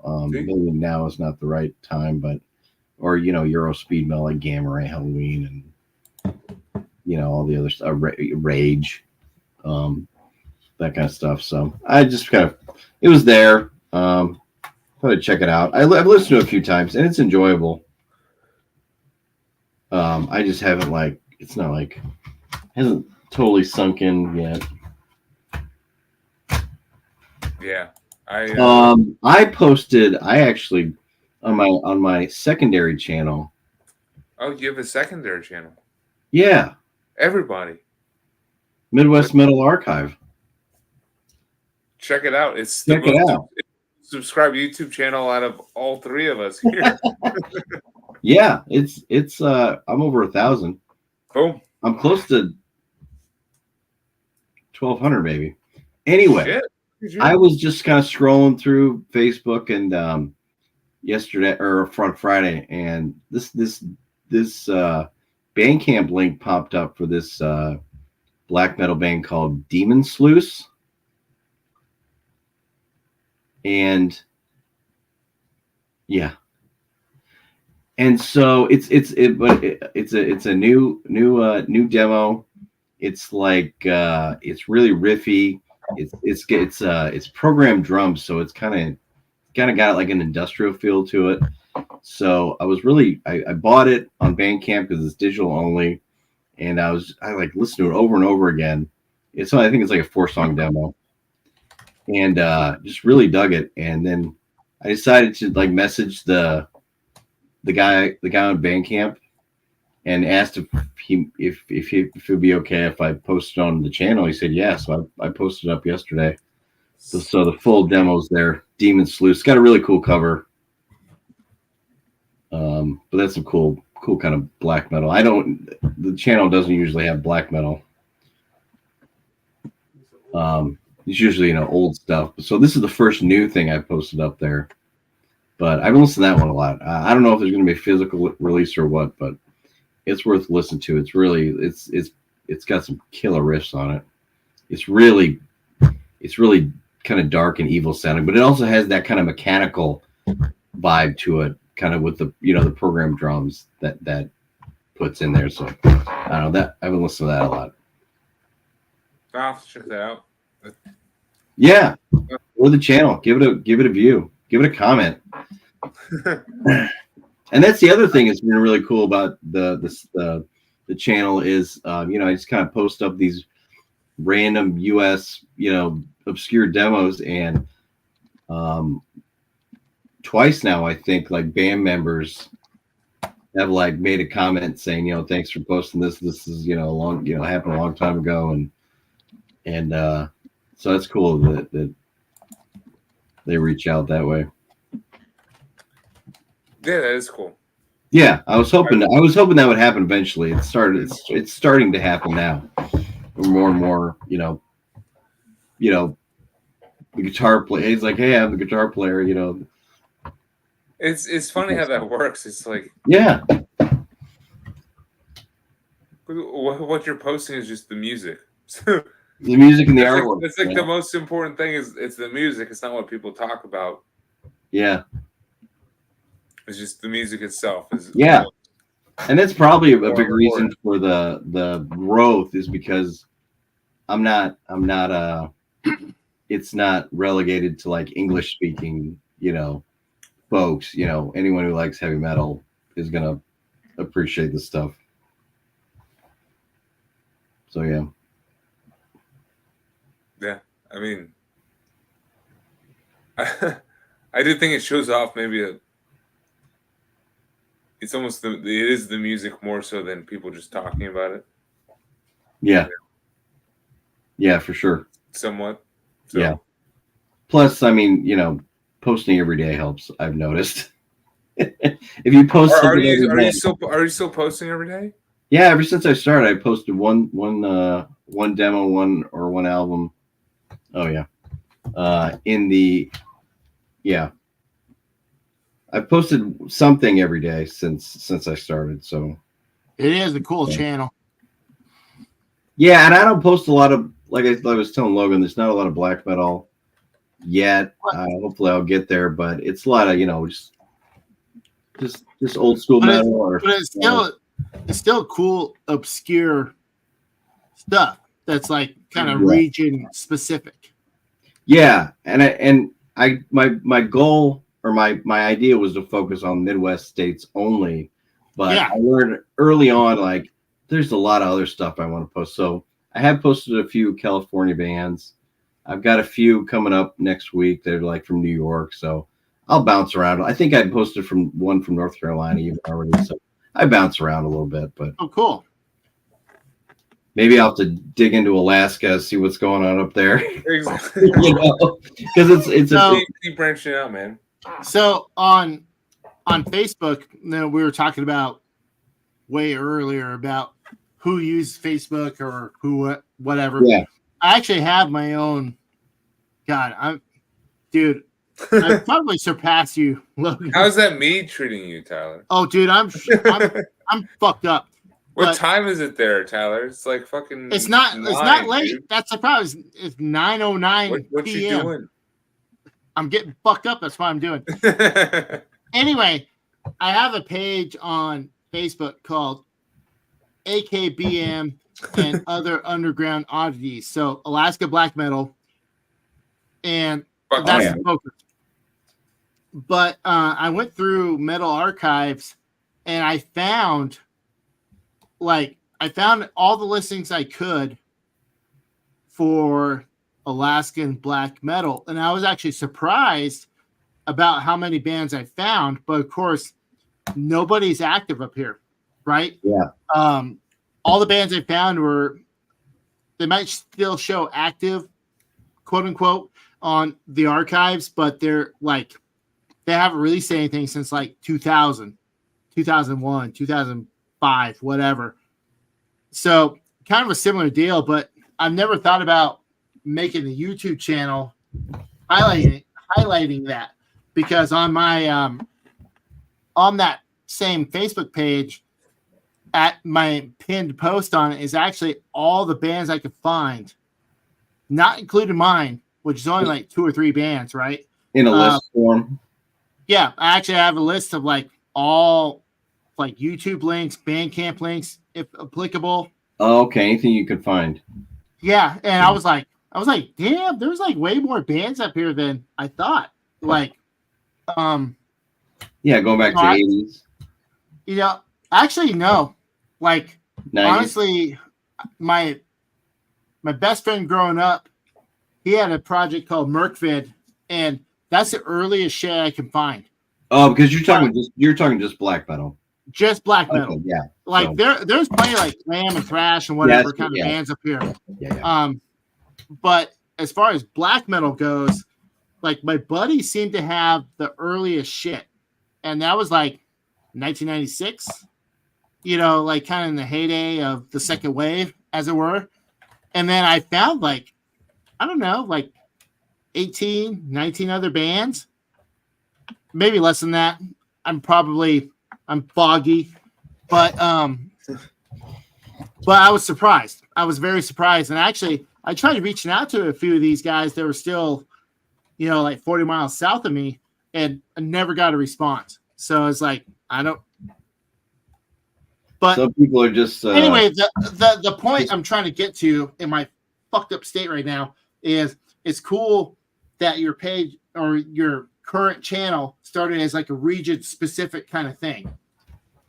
To try to highlight like a specific region, because like a lot of people, they think of like U.S. metal, they think of like states like California, Texas, right. New York. Like they don't think of like the Midwest. They don't think of Alaska, Florida. Fuck yeah, as far as death metal goes. But like they don't think of Alaska. Like 36 Crazy Fists is the biggest thing that ever come out of Alaska. Sure. Or something, or a state like Nebraska. Can you name any metal bands from Nebraska? Not in this state right now. Like in my mental state right now. Yeah. No.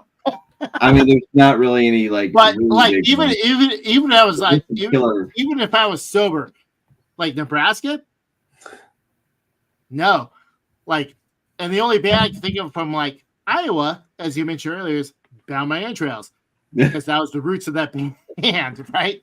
but the roots. But anyway, so I think I like that. I like your channel. I like that channel because you're trying to highlight probably a region that doesn't get a lot of shine. Right. Yeah. Initially. I mean, obviously, you know, there's some big cities within there that had But big. all the local bands scenes. don't, you know. No, but then you know, Within like the big we were cities. talking, just bringing up Nebraska, like I really had no idea, and still I started getting in the archives and looking around, and I found some really cool bands, you know, from the Omaha area, and then I posted that, and then like the guitar player's like, "Oh, hey, thanks for posting this," and I'm like, he was like telling me all the other bands that they would play with, you know, during that time period, like the late 80s, early 90s. And he's giving me all these names, so I'm like, shit, now I got to go search out these, which is great. But a lot of stuff's really, really hard to find. Like I use like SoulSeek to try and find stuff, or heavy metal. Is it called heavy metal rarities? Is a website that has some stuff. They got like stuff you can download, like obscure stuff. That's like a new resource I found. But sometimes it's just not there. Just sometimes the demo is just not ripped and scanned. It's just lost. So I'm just kind of learning as I go, and just kind of going through the archives. Like, okay, I want to check out Iowa, see what else came from Iowa. I find a cool band, and then I see what other bands those band members played in. You know what I mean? It's like just kind of going down the rabbit hole. Yeah. Well, like when I started my Facebook page, that was the same thing. I was like, you know, I'm fucking curious. So like, I was like, I couldn't like, I'm not the guy, like, I don't want to toot my own horn. Sorry if I'm slurring, man. Like, no, this beat is fucking me up. You slur? I haven't. A little bit. But when I started that page, it was like I had the thought in my mind. I was like, there had to have been other bands up here, like that predated me. Like, but they're not. There's not a lot of bands, you know, that are uploaded to like Metal Archives. Like I know there was like a metal scene here in the 80s, but I can't find anything about that. Especially around, you know, Anchorage. Yeah. And it's like big city. But I'll see old photos. Like, so we have a bar called Chilkoot Charlie's. And you go there and there's like all sorts of old photos up everywhere of these old 80s hair bands, local bands. Yeah. And I was like, where can I find anything about these bands? Because obviously, like, they had their shine, they had their moment, but I haven't been able to find a lot of those kind of resources. So I focused on the black metal, and I just went to Metal Archives and I just typed in genre black metal, state Alaska, and I was shocked at the amount of stuff that came up. It's not a long list, but more than I was expecting. Right. You know. So that's what I started my page on, and I haven't really done anything with it, but you know, it kind of takes care of itself. Like people kind of post in and out. It's a fully secret page. Like I don't have it. I don't even have it as private because it was like I don't know what people are going to post, so I don't want to get in trouble. So it's totally like members only. How do I get an invite? Are you on Facebook? I mean, yeah. It's kind of a dumb question. Shoot me a friend request on Facebook, man. Like, are you just on the AK Bergwander or Tyler? No. Or just in our private chat. I'll give you the name I use. Sweet. And then you'll know it's me because you'll see me on top of some fucking mountain with like a Raven flag and for my profile picture. And then add me on there and I'll shoot you an invite to that page. And then you have to go to the pinned post. The original pinned post is where you'll find these bands. And it's like I said, I was I was surprised, but they all came after what my friend was doing, like when we were in high school in the like kind of mid to late 90s. So That's cool. like I Brent, said, would you- So one of the first, right? I would think so, Yeah. but I'm not going to say yes because there had to be bands in like the 80s influenced by like Venom. I would think, Oh, sure. Yeah. but I couldn't find anything. Everything I found was like after my buddy's band Merkvid. It was all like 1998, 1999. You know, it was like after my buddy's band. So it was like, so in that genre, maybe we were like Brian, the first to try to put ourselves out there. But I'm not going to say that we were the first because I'm sure there had to have been other bands. Like there was way more venues. There was way more live options up here way back in the day. You mean you think there were a lot more touring bands coming through? Touring bands, no, but local Delaware. bands, yes. Yeah. You'd have to kind of make your own. You just have to make your own little separate ecosystem up there. Yeah, exactly. But I don't know, like when I was in high school and even into like my early 20s, like when I first started going to bar shows, every band that really made waves, they were based on bands in the lower 48, and they were looking to get out of Alaska.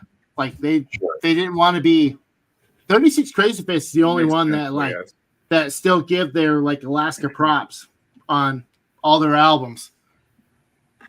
Like so you guys more of like a pop who band, knows but like 36 Crazy Fists though? I remember them.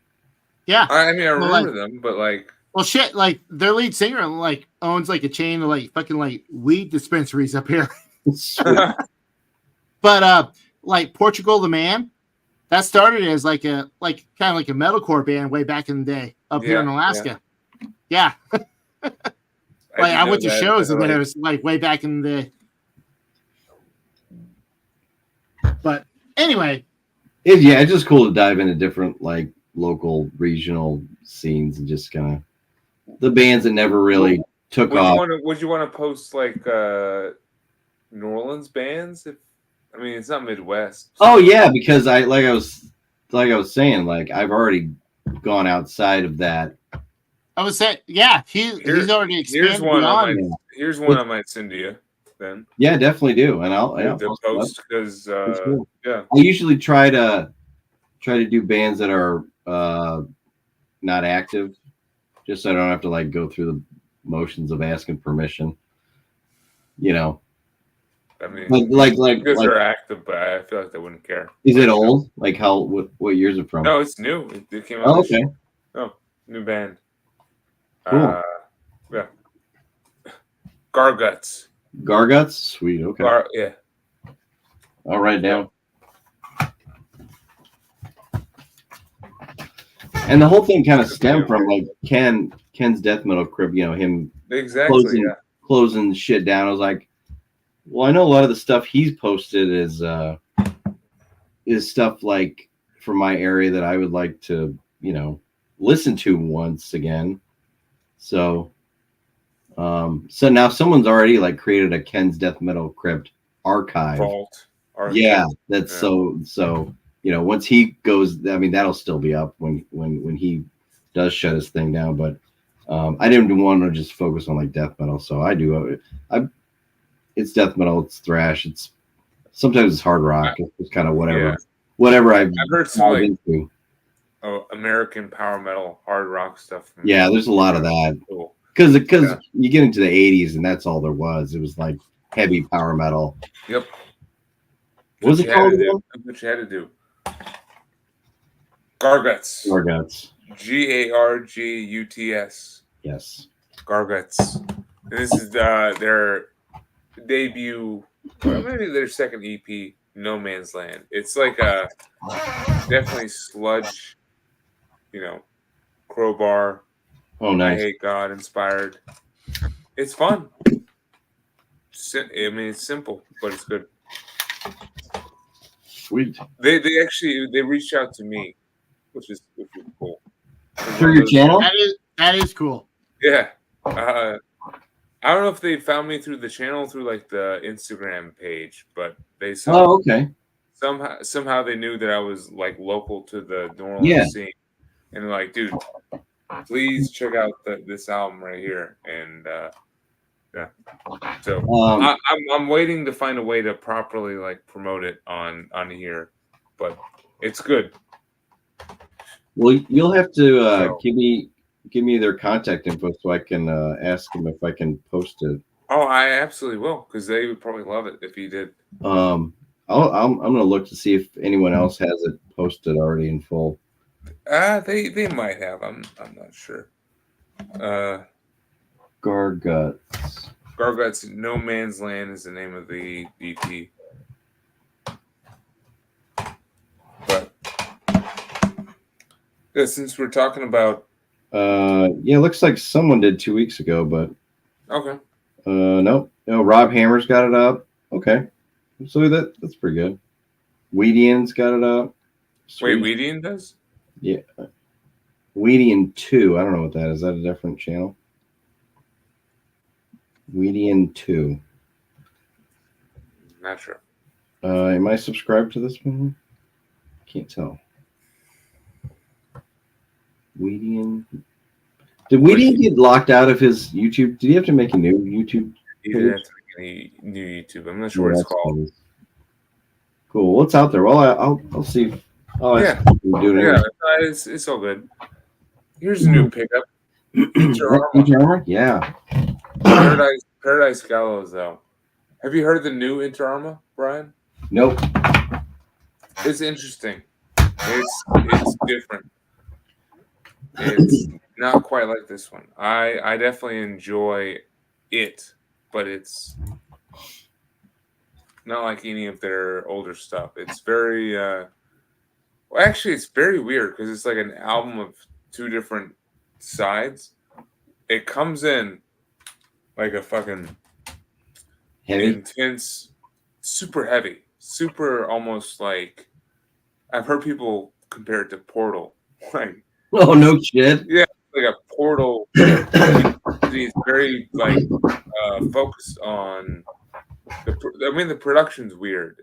You have to acknowledge it. It's weird the whole way through, and it's very bass driven and focused on the more down-tuned sides of their sound, you know.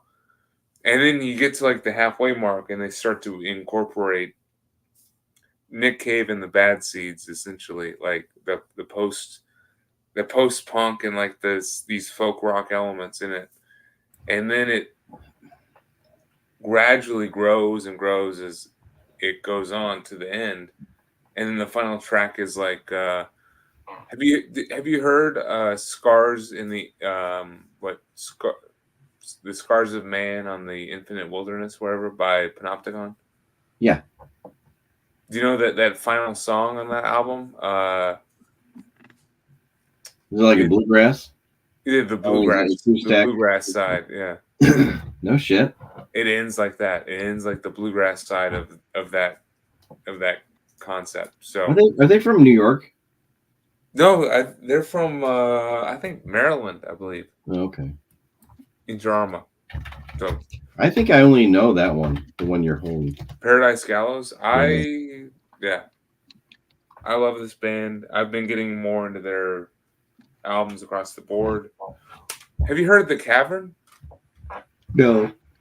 You should listen to The Cavern. Okay. Because that is a phenomenal album, and it includes Dothria Cottrell from Windhand. Okay. In the second half. And she's a surprise guest in the best of ways.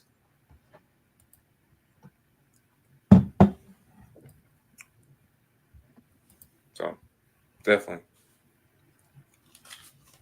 Oh yeah, okay. I see that they got one of the the vocalist is an Artificial Brain.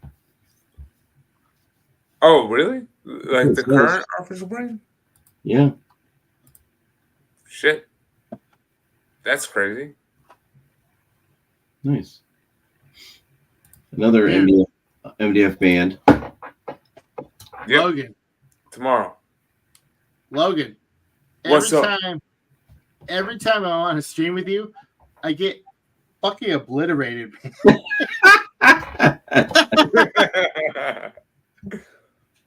Let's have another beer, Tyler. Come on. I probably will. Fuck it. Fucking A, buddy. It's a long weekend. Sleep in It's a tomorrow. long weekend. All right, I'm gonna have to dig into some Alaska metal this week. Then There you go. see what's out there. There you go. Yeah. On the main, if you look for the, God, I can't even talk right now. If you look for the pinned post on that page, Yeah, you should find a whole bunch of YouTube and whatever links for all sorts of Alaska bands that I found. So awesome. and that's not including the stuff I've done. Yeah, So the Balmain Trails, Rubizol, Veer, like those are like the main three that I've done for black metal up here. But yeah, there's some of it's pretty fucking good. Like I was surprised, but I was also disappointed when I tried to reach out and never got word back. Okay. You know. Yeah, it's funny. I think some people just either don't want to leave the past behind, or just have become recluses, and you see that a lot. Like the guy from you're familiar with Die Bomb Records? I think yeah. Yeah, he does a lot of CD reissues of just like obscure stuff from from all over, mostly like traditional metal and thrash and some death metal. But anyway, he kind of posts on Facebook sometimes like, send me recommendations and stuff that would be cool to reissue on CD, and people are sending him recommendations like, yeah, I tried, the guy's not interested. I talked with this guy, we got close to a deal, and then he stopped responding. People are flaky. It's weird. Some people just don't want their music out there anymore, I guess. I don't know. Dude, underground metal is weird, man. Yeah. I mean, you would think it'd be like, oh, great, there's a lot of prima donnas. Yeah. Well, people are like, no. And it's not like for you. No. It's not like he's contacting Metallica or anything. I mean, this is like they released like one or two demos back in the 80s or 90s, and that's it. You haven't touched your guitar in 2 years. 20 years. Yeah. All right. But anyway, man, yeah. So have fun digging through that list. Like I was actually, I still go back to it. On occasion. I'm like, time and time again. I was like, fuck, dude. Like there was this many bands up here when I was trying to like get shit going and try to like reach out to people, and it is disappointing when they don't contact you back. Like they don't reach out or they don't respond. But I mean, like, when you started, it was probably more email rather than like putting ads out in the the paper or putting billboard stuff up. You probably didn't have to do any of that. Yeah, exactly. And like, email is pretty easy to use. But like when I started that page, I mean, it was only a few years ago when I started that page, and like I said, it was kind of disappointing because like it doesn't show the contact info, doesn't show that the people who left the state, right? And I was like, and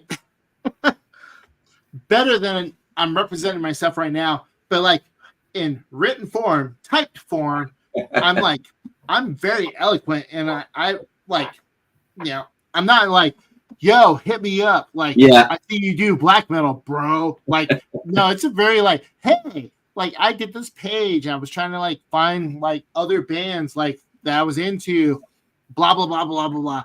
And like nothing. And I was like, man, fuck, dude. Like that sucks. And especially like, Alaska, as big of a state landmass wise as Yep. it is, we still don't have 1 million people up here. We're like at 700,000 for the state. I mean, there's cities that have like way more of a population than my entire fucking state. And yeah, I mean, I think these people can't give me the time of day. right. And it's like, come on, man. It's like, I know how it is. Like, I know how it is trying to reach out and trying to find other black metal people or just other true extreme underground metal people up here. And like nothing. Get crickets. And it's like, man, y'all suck. I'm gonna take my drum set and just go home. Screw you guys, I'm going home. You weren't. Yeah, in a wedding, I'm gonna play alt rock cover like band, I'm doing that's now. You gotta be in like a wedding band or something. The wedding singer. Dude, man. Hey, Wedding singer. those bands, cover bands up here make Play a some of fucking that. killing, dude. Yeah, I bet. They make a fucking killing. Oh, I've filled in for cover bands and play this one right here. Oh, once been Whoa, twice what's shy. this? once bitten. Is that the single? Yeah, dude. This is the single. This is all you need from Great White. It's just the Yeah. single. No. My Heart the Hunter is their best song. Wait, really? I think so. You mean I fucked up? I need more than just this. Dude, Have you listened to Wasted Rock Ranger recently? What a song! That song fucking rules, Wasted dude. Rock Ranger. I live a life of danger. Oh, dude, that I song might is overdose but every hey, day. hey, I'm telling you right now, you should check out My Heart the Hunter. Isn't that a Dawkins song? The Hunter? No. Yeah, well, the Hunter. Well, the Hunter is, but My Heart the Hunter is a really great White song. All right. Nice. I will. Fine. There's another. It's on that same album. There's it's another. On the same album. It's on that same is it? album. This is all I want. I can never White. take that. I can never take that band seriously. It's a This is B-side it. thing. It's on side 2 of the tape. It's like one of the last songs on side 2. Why would I listen to side 2? Tyler, your T-shirt says 1 of 9. Hey, I found my niche. Did you find that at Goodwill? Yeah, of course I did. No, You should have I left paid it top there. dollar. Oh no, this No, is no, $5 no, for the no. band. Not Oh, that. you talking about? Oh, I'm you talking I'm about? talking about the single. Great White. He probably did. Actually, you. I used to Him. own the greatest hits of Great White cool. back in the day. I bought their greatest hits from probably either Sam's Club or Best Buy for like $5 or $6. Sam's Club selling music? I really. Back in like 2009, they were. Oh, wow. No. Nice. Yeah. So I bought the greatest Whites, Great Whites greatest hits, and I sold it pretty soon because it was not very good. It's not good. Mm. You guys familiar with this one at all? Oh, geez, my glare is terrible. What we got? Let's show off some new. So this is a new. This recommendations. is kind of one of those. I've heard this for a while, but I had never gotten a copy. But this is the Horde with Thy Blackened Rain. Dude, that looks fucking That's cool. a new one right there. What is that? It's kind of this came out 2011. So it's kind of like blackened thrash. They call it raw and brutal Viking thrash attack. They're not active anymore, but they're from up kind of Iowa, Illinois border. They had a demo and that's it. This came out. They were actually signed to Stormspell Records. It's pretty cool. So Stormspell has these like super cheap. They're like in their $5 section. It's just really good thrashy, black and thrash. I'd probably call it. They're not around anymore. But what's the name of the band? The Horde. Here, I'll put it in the chat. Yeah, it's not on Spotify, unfortunately. This is the It's go-to. on YouTube. I'm sure it's on YouTube. Blackened. Thy Blackened Rain was Thy the Black- album. Yeah, like Black and Rain. Okay. So, and then a couple of the guys that are in this band formed like they're in a death metal band called Xenospawn that play kind of locally here. Not Yes. here, but You sent me some Xenospawn. did I send you the little the cardboard EP? Yeah. Hate. What is it called? I think it's called something like that. Yeah, I really like it. That shit is awesome. Yeah, Yeah. it's good stuff. So kind of thrashy, technical death metal. Mm-hmm. That one definitely leans more on the tech death side to me, the Xenospawn Yeah. album. So, yeah, yeah. So I think you probably dig this, the Horde.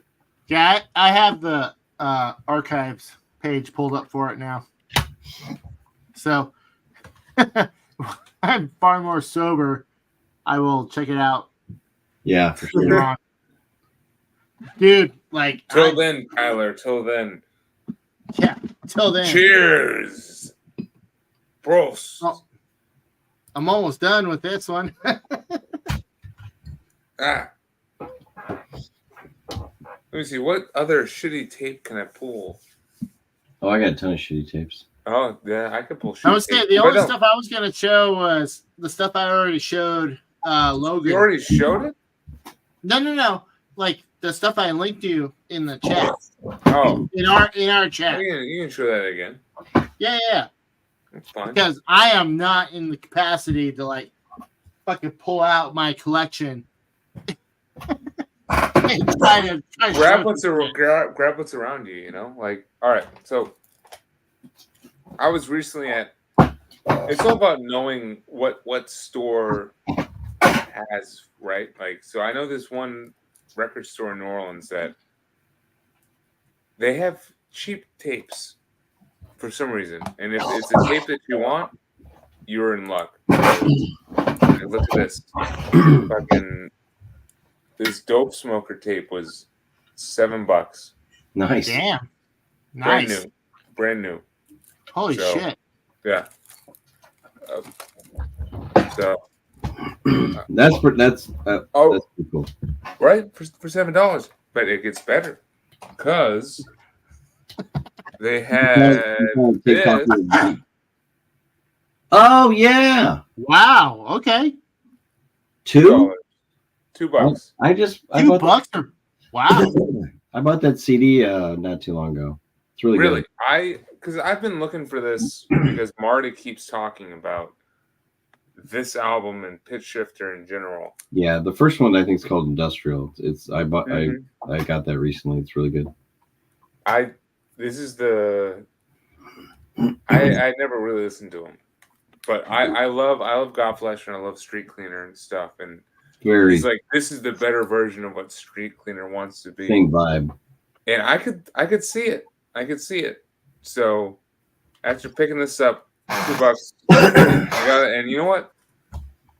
This is their more new metal oriented sound. Also $2. What's that one called? I'll take it. Infotainment ? Okay. I think there was a cutoff point where I stopped. This would probably be after the cutoff point for sure. I'm gonna just look at the cover.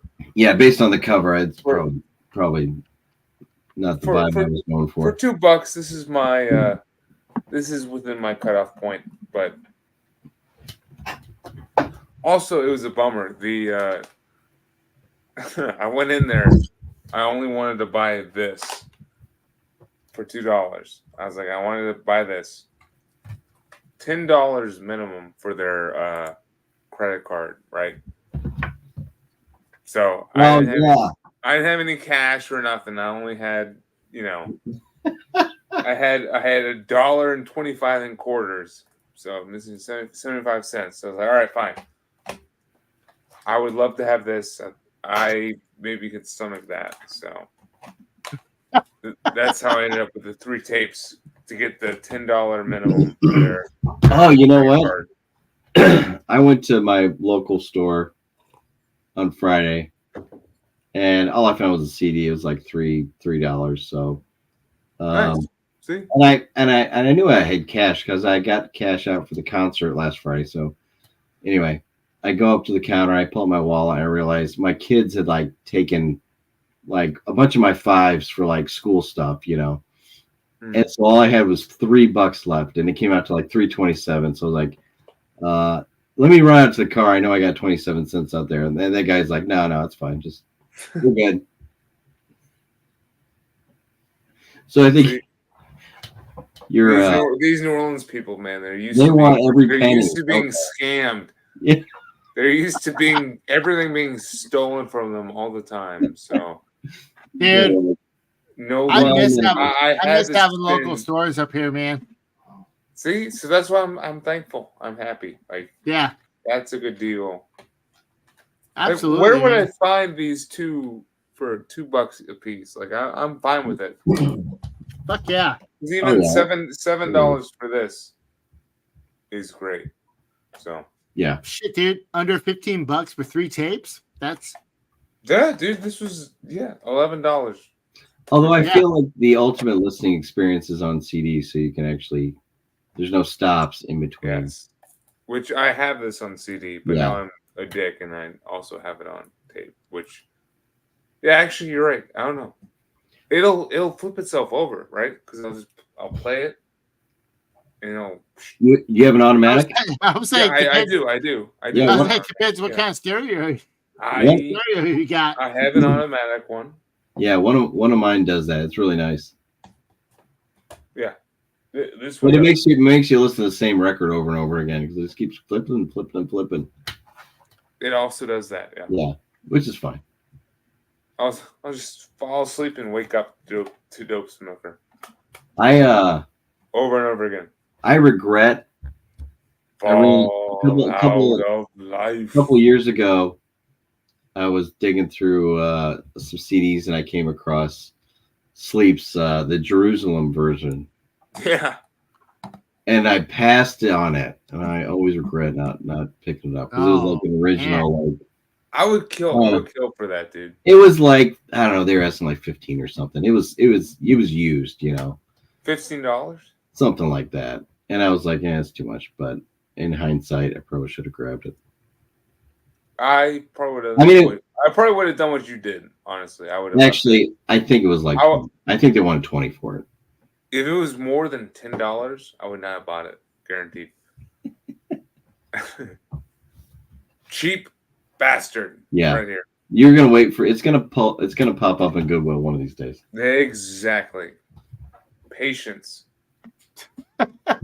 Patience. Dude, you are the Goodwill fucking guru. Boom. Goodwill find right here. What That's the a- fuck, dude? That's My Goodwill up here is so Good. whack, dude. Goodwill find. The best of Deicide. But guess what? It's only from the Earache records, which are only 3. And it's the Stench of Redemption, good album. Scars of the Crucifix, Until Death Do Us Part. So I mean, if that's How your much- Deicide, then this is your I greatest was saying, hits. how much did you pay for that? $1. Because it's Goodwill. I mean, that's worth It's worth it. death metal. that's worth it. That's worth it. I thought so, yeah. Oh Honestly, my god, dude, I am so fucking schnockered right now. fucking A, buddy. Like, listen, I thought it was funny walking into a Goodwill buying this with the first track is Homage for Satan. Dude, right? So, someone in Goodwill had to sort this and was like, okay, let me sort this CD. Homage for Satan. What's track 10? Oh, it's Fuck Your God. That's a fun track. I mean, when heaven burns, I just love the names for these Deicide songs.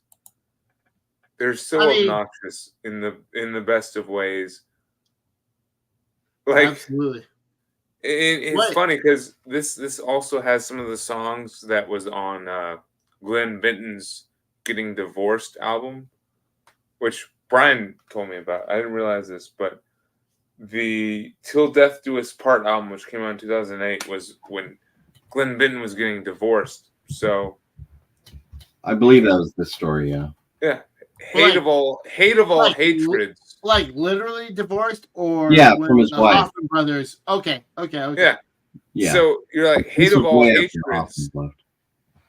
That's about his wife. That's not about Jesus. He's not hating Jesus with all of his hatred. Yeah. Hate of all hatreds is about his wife. Not as long as we both shall live. That's about his wife. And then it's got like the last sinew to be torn or something like that. That's about his wife. Wow. Oh, Horror in the halls of stone. Does that sound like a courthouse to you? Maybe. Yeah. No. That's probably about his divorce. yeah. You Wait, did you say that was? What was it? What was it? God, I'm so fucked up. So what Have you was been the drinking? a little bit? What Oh. was the specific angle of that compilation? Oh, the Earache records. So only Earache. only Deicide albums that were released on Earache, Okay, which okay, is funny okay. because it's called the Best of Deicide, but it 'Cause doesn't contain anything off of Legion or For some self-titled. reason, I thought you said thought you said Roadrunner. I was like, Nope. I like said no Roadrunner. okay, I missed that. But like I said, whew, That mead, dude. So what's that mead at, huh? almost 14. That'll do Yeah, I finished it. It's gone. it. Nice. Dude, every stream with you, this is when I get the most fucked up. But That's it's what I'm appropriate. talking about, Tyler. It's appropriate. That's what I'm talking about. Here's an Amazon find. You guys can give me shit for this if you want. Ooh, I got an Amazon Hey. phone. Yeah. Oh, I love Wormed. Dude, Wormed Rule. What album's that? Okay, hey. this I got- is an EP. This is an EP. This is Quasi Neutral. Quasi Neutrality. Yeah. It's literally 3 songs and a live track. And it's like 2 actual death metal songs, and then like the third song is this weird industrial like space version of what Worm does. Yep. But it's fucking awesome. Like I like it. It I'll was check $5. that out. It was $5. I don't think I've heard that one. $5 Amazon Prime, you know? For like, and I love this era of technical death metal. Like, Yep. dude, you know what? It's What like you and Kellen did with Yeah. that. I'm a part of that era of like that mid era death metal. You know, it's like the early 2000s. It's so underappreciated. Like the early 2000s, where I think death metal was just trying to evolve within itself, right? And it wasn't looking back. Like it was before death metal was like essentially trying to throw back to the old school stuff. It was before really they started doing the incantation worship. Yes, there was no worship. It was just progressing. It was like to me, it's like that Production got better. Birth and Necrophagist and Obscura, all that stuff. Beheaded. We were talking about Beheaded earlier. That I'd throw Beheaded in that for sure. Deeds of Flesh. I think that to me that's the Deeds of Flesh. Yeah. Oh, Deeds of Flesh too. I think that's the pinnacle of the genre. Is where it. Yeah. Like it peaked, I think, in 2000, and you can even say 8 at the latest. Mm-hmm. It's probably like the downturn, but this came out in 2010. And what label is that on? Season Mist? Willow Tip. Willow Tip. Yeah, see, Willow Tip had a ton Yeah. of technical death metal that was really good, like Pillory. I think was one of those. I haven't heard of them. Pillory. No, I haven't heard of them. Who else was on Willow Tip? But Unique Leader was the big one. So, you're talking about Amazon finds. Yeah, dude. This is $5 bucks right here. Can you beat this one? $5. $5. No, but no. These were I got these off of Amazon. Oh, Ooh, look that's, at that. The Naglfar demo. Did you really? How much? I don't remember. It wasn't that much. It wasn't as much as buying these from fucking Vaughn. Was it like 10 or something? Or 12? I think for the both of these, with shipping to Alaska, was like around $25-$30. Something like that. Oh, that's probably more, but thing is, this completes my collection. That's it. Nice. That's it. This is all the demo stuff for Naglfar, but it was like, so have either one of you guys used the metal detector? Yes. I use it almost all the fucking time. Always. Dude. All the time, dude. Way earlier when Chris was on, we were talking about Facebook groups. Yep. And it was through one of the Facebook groups I'm part of. I am sorry for anybody that's watching. I'm fucked up. But it's not that bad. I'm conscious. Conscious of how fucked up I am. But anyway, these guys were like, "Hey, have you checked out the metal detector?" And I was like, "What is that?" And dude, my wallet hates me. I love the metal detector. Oh my god! But anyway, trying to order shit from Vaughn Amazon, Records. eBay, metal detector. That's it. That's the yeah. That's the but trying to order this shit from Vaughn, like, it was way more money than I really would have wanted to spend. But through Amazon, it took forever to get to me, but it was far less money than what I would have spent from the source.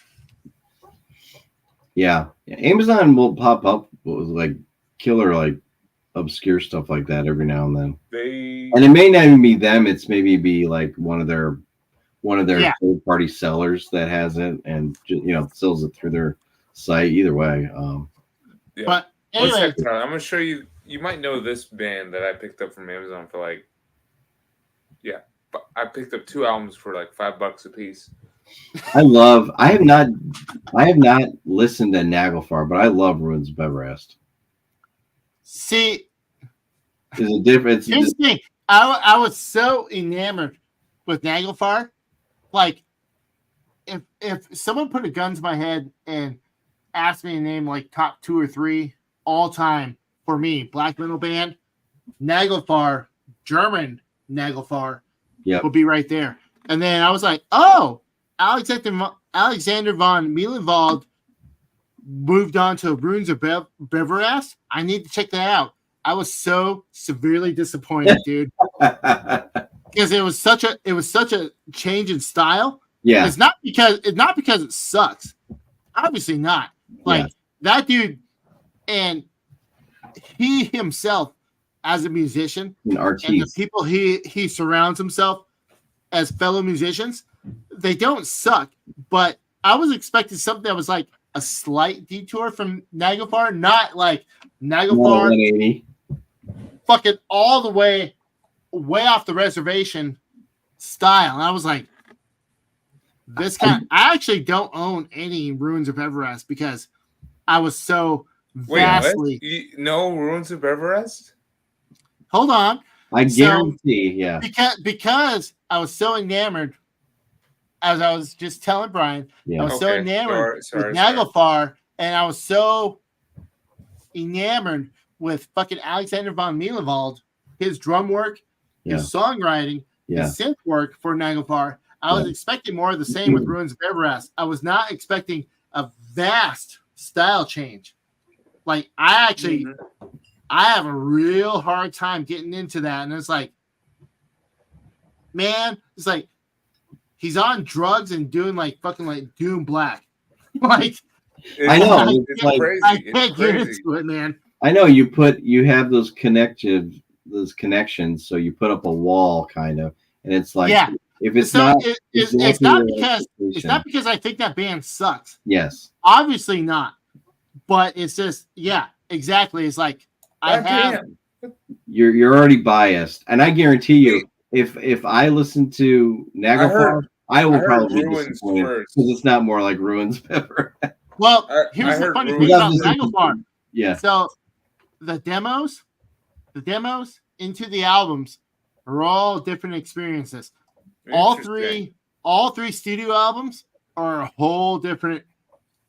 Like there's consistency to a degree, but it's not like when you listen to Immortal, like you're like, okay, I'm expecting fucking riffs. Like Yeah, I'm yeah. expecting a specific, but each Naglfar album had a vastly different style.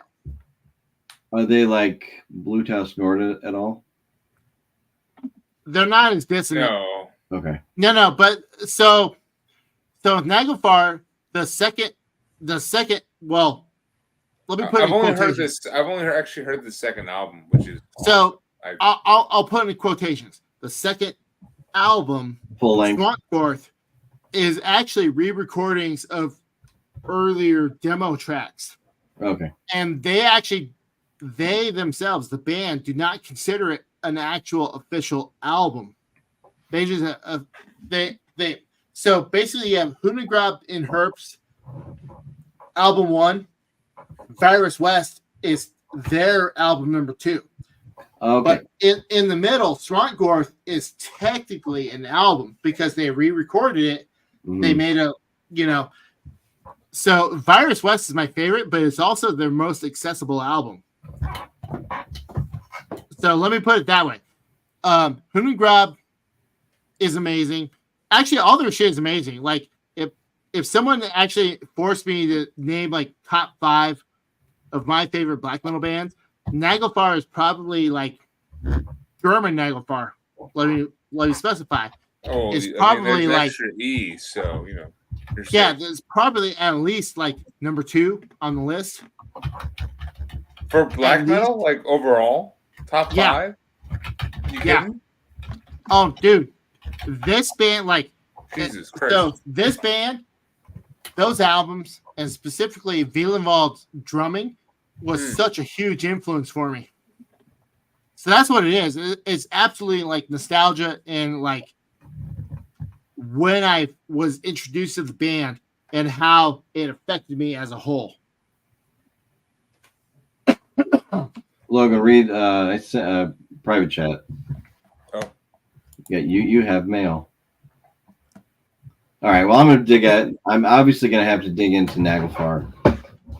Oh, shit. So Virus West is the most straightforward. I've heard. I've heard. All that. So Swampforth is Yeah. these demo albums actually have most of the Swampforth tracks. Hunegrab and Herbst is like it's almost symphonic black metal in a way. Oh yeah. Okay. Like real synth heavy, but not to the effect of like or not to the extent of like Libonic Art, Arcturus, etc. But it's like but synths play a big part. But that same drummer, Wielenwald, the main guy for Ruins of Everest, is behind those same synth parts. Okay. Nice. But Virus West is like a very straightforward, like, but that's actually probably my favorite album of theirs, honestly. Because it is just, I don't know. It's now again, speaking on strictly on nostalgia, that's probably Virus West is my number 2 all-time black metal album behind De Mysterious. on a See, that's nostalgia basis. crazy. That's crazy to me. On a nostalgia basis. It's not like, is it like all-time best? No. But for me, like, if people like I said, if people put me on the spot and ask me to name black metal albums, trying to like check my cred, Virus West is absolutely an album I'm naming right from the get-go. Dude, because it's that important to me in my development. As I will check that album out again because I'm not sure if I've listened to that one specifically, but I've definitely checked out their stuff just because for me, Ruins of Everest was, I heard that first, right? So it's interesting to hear you come from the opposite side, going into Ruins of Everest, and like I was hearing Ruins of Everest around like the vaults, and shit, what's Blood the one Vaults. where they were doing the blood vaults, and then the album after that? Yeah, the album was Zuvia. Is that it? Zuvia, yeah. I love that album so much. And then I even enjoyed the Thule Grimoires. Like I really like that album too. And I mean, because that's got that hypo negative influence too. Like it's got that gothic, like gothic, yeah. Ooh, kind of vocals. Yeah, I mean, perfect. I am not saying Ruins of Everest is shit. Like, it is very good. I understand. I'm just you're coming at it from a different perspective that I would be. But because I came at it from, like I said, Alexander von Meelenwald. Virus West, though, is the best. His drum work on the Nagelfar stuff. And there's actually a bunch of other bands that he did drum work for before Ruins of Everest was the thing. So I was kind of expecting more of the same. Mm-hmm. And then this was like, it was such a different direction. I was like, I couldn't get into it, man. Like, and like you said, if we're people like they're still watching and still participating, I'm not saying that band is shit. That band is great, but it is not what I want to listen to on a daily. See, and I get that because guess what? I don't listen to Ruins of Everest on a daily at all. So, but real quick, we are joined by someone else. It's a surprise guest, but it was a hopeful guest. Let's see who it is.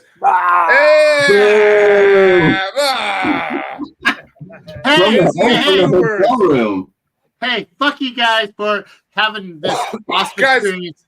We're complaining about you. You're interrupting our miserable. We're complaining about. Fuck you, but we love you. If only we saved money and we're more responsible. We're super jealous of the whole. We're barely standing up right now. I mean, he's not standing up. I'm barely standing up. I was about to say, yeah, you're leaning on something right now, Jimmy. Yeah, on the desk right here in the Courtyard Marriott in Baltimore. Yeah, you got a good lean though. That's good. Who is the big draw tonight? Dismember was the headliner. Oh yeah, okay, Dismember. It was amazing. I don't know, man. Forbidden. Forbidden. Forbidden. Okay, so my Jeff, voice. Your voice. My voice is fucked. Okay. It's only doing 4. I know that voice. Yeah. I've been there. You've been screaming all fucking night, bro. Well, for like for 3 nights 4 already. straight. 4. Well, 4. I came down for the pre-fest on Wednesday. Jesus Christ. Hey, I'm just some fucked up nobody in Alaska right now, dude. Well, so man, it's so many high points and so many like what the fuck. Like I on the pre-fest night, Wednesday night, which Jimmy was not here for, my boys, the Atheist Boys, were of course my sentimental, my underdog to take the crown, but man, fucking Sodom. Oh God. Just Was this the Agent Orange set?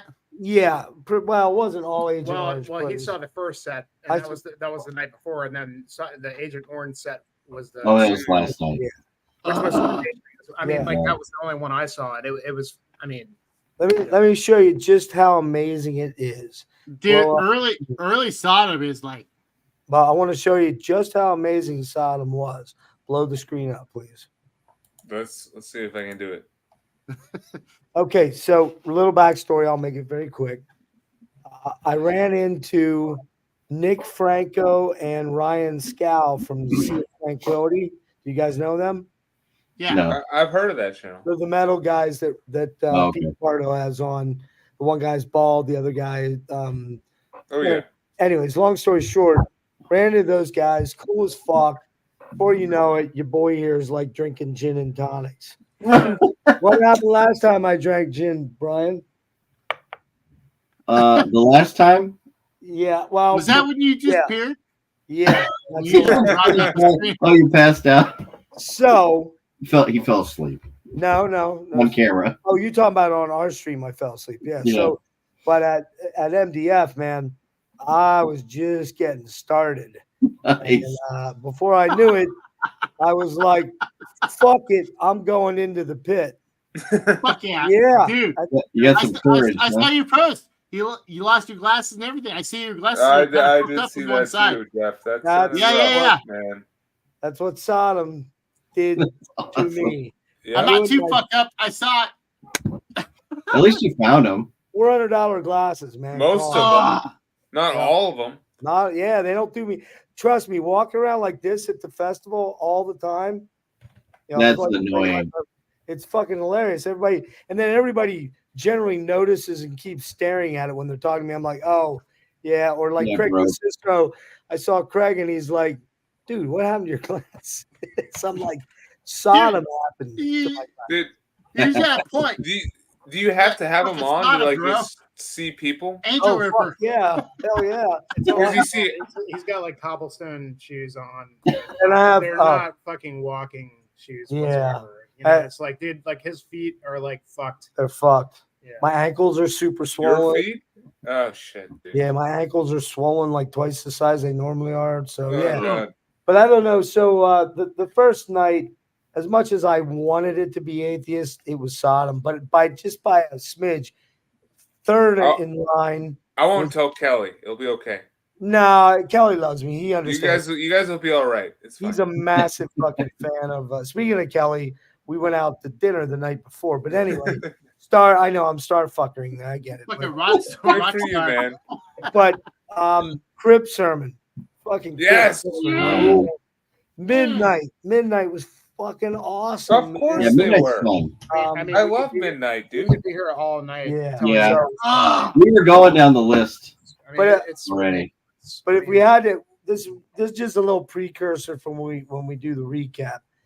But if you had to pick one top from each night, what was your top for fuck, the dude, first night you were here? dude, that Cathedra set was Amazing, unbelievable. I mean, like Unreal. dude. Like that one last night, Arcturus. Arcturus was sublime. I saw the guy with like the ram helmet on and stuff. Dude, You can drop us back. So mean, we're Oh, all yeah. that Arcturus oh set, man. unreal, dude. I mean, like, No, we were talking earlier, and I was saying pretty much anything blackened, Yeah, Arcturus Arcturus included, came out. was like some of the shit. I was like, That'd be a I'm highlight. super jealous of I missing mean, they out never on. come to the States. Yeah. yeah, I mean, Really? that's the cool thing about MDF Well- is all these exclusive performances. You know, I mean, like Yeah. there was, I mean, so that was when Thursday night, right? Was no, Thursday night that was Cathelas, Yeah, Sodom, that's what I mean. and Esoteric. And Esoteric. set, Oh yeah, esoteric. Esoteric set was. amazing.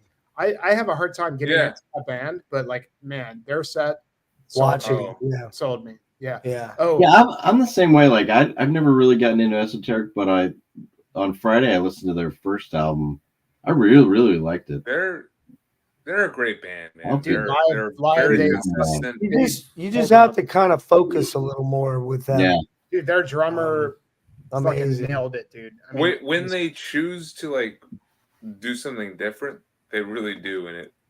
and They- so Did we see also, last year, though? Logan, you're wearing the Noisy Neighbors. I Yeah, saw the- them today, yeah, they and were they were great. absolutely amazing, amazing, They're like grindcore. amazing band, We have a note that is about why. that. So that's why I'm wearing this shirt right now. dude. It was so Fucking good. A, Jimmy. They were not only good, but they were hilarious too. Dude, they were Jimmy, so funny. I got this shirt at Poor Boys in Charlotte. Oh no, New Orleans. Sorry. Nice. Yeah, because they played at a grind fest here this year. Oh, okay. Dude, they were dude. Their drummer, I mean, was one of the best I've Yep. ever seen. Dude, like, I mean, he was a monster, absolute monster. I mean, like, they're hilarious. I mean, and they were talking The about banter, Yeah. were they a 3-piece still or no 2-piece. 2-piece? Yeah. Okay. And they were just like fucking. I mean, they were talking about what's the other band they play in? It's something Death. Traffic Death. They're playing tomorrow, whoever it is. But like, they were talking that band up, and like, Lawnmower Death. Nah, That's great. yeah, it's something not Death. quite. They're English. Imagine that, a band named Death, something Death at That Death. narrows it. That narrows it down. Oh, it's the Death Band. So I kind of Not fucked agree. up, I don't care. I kind of agree with Jimmy that Cathelis kind of fucking blew my mind. Oh, and also Nice. Ahab last night. Well, hang on. we Yes, can I get- want to ask about Ahab, dude. So fucking what was- Ahab. Was Come Ahab on. your favorite from last Yeah. night? Arcturus. Arcturus was my favorite Okay. last night. But Oh, Ahab was give it to amazing. Ahab. Ahab was like, Give it to Ahab. I mean, they Um, Sorry, man. My award goes to. last night. Yeah. Oh, fuck. Aguilar. Agalok. Of course, Agalok. Yeah. They blew my fucking mind. Yeah, dude. My What mind. was the set, man? Actually, that's what I want to hear. I wanna hear the Agalok set. They opened with Limbs. Limbs. You know, they did. Yes. After the waves. They did a good mix. They did. The only problem is they didn't do anything off the mantle, but they did. Wait, really? Yeah. No, they didn't. What? Well, they didn't have time. Not to, even like Well, like 40 wooden minutes? doors or something like. They didn't have time to rehearse any new tunes when they got the offer. They only got the offer 3 weeks ago. Oh, because they were a replacement for Yeah. Marlon They were a Brando. replacement Oh for yeah. I them. forgot about that. Which Jeff, I you weren't here earlier, but I was saying that the stream that you guys did on Jimmy's channel was one of my favorite streams that you guys have done. Period. It was Why? Because I got really stoned and didn't talk that much. no. Dude, the funniest thing is like It was ridiculous. It was stupid. It was Agalok being drunk as fuck. Agalok was drunk Oh. as fuck.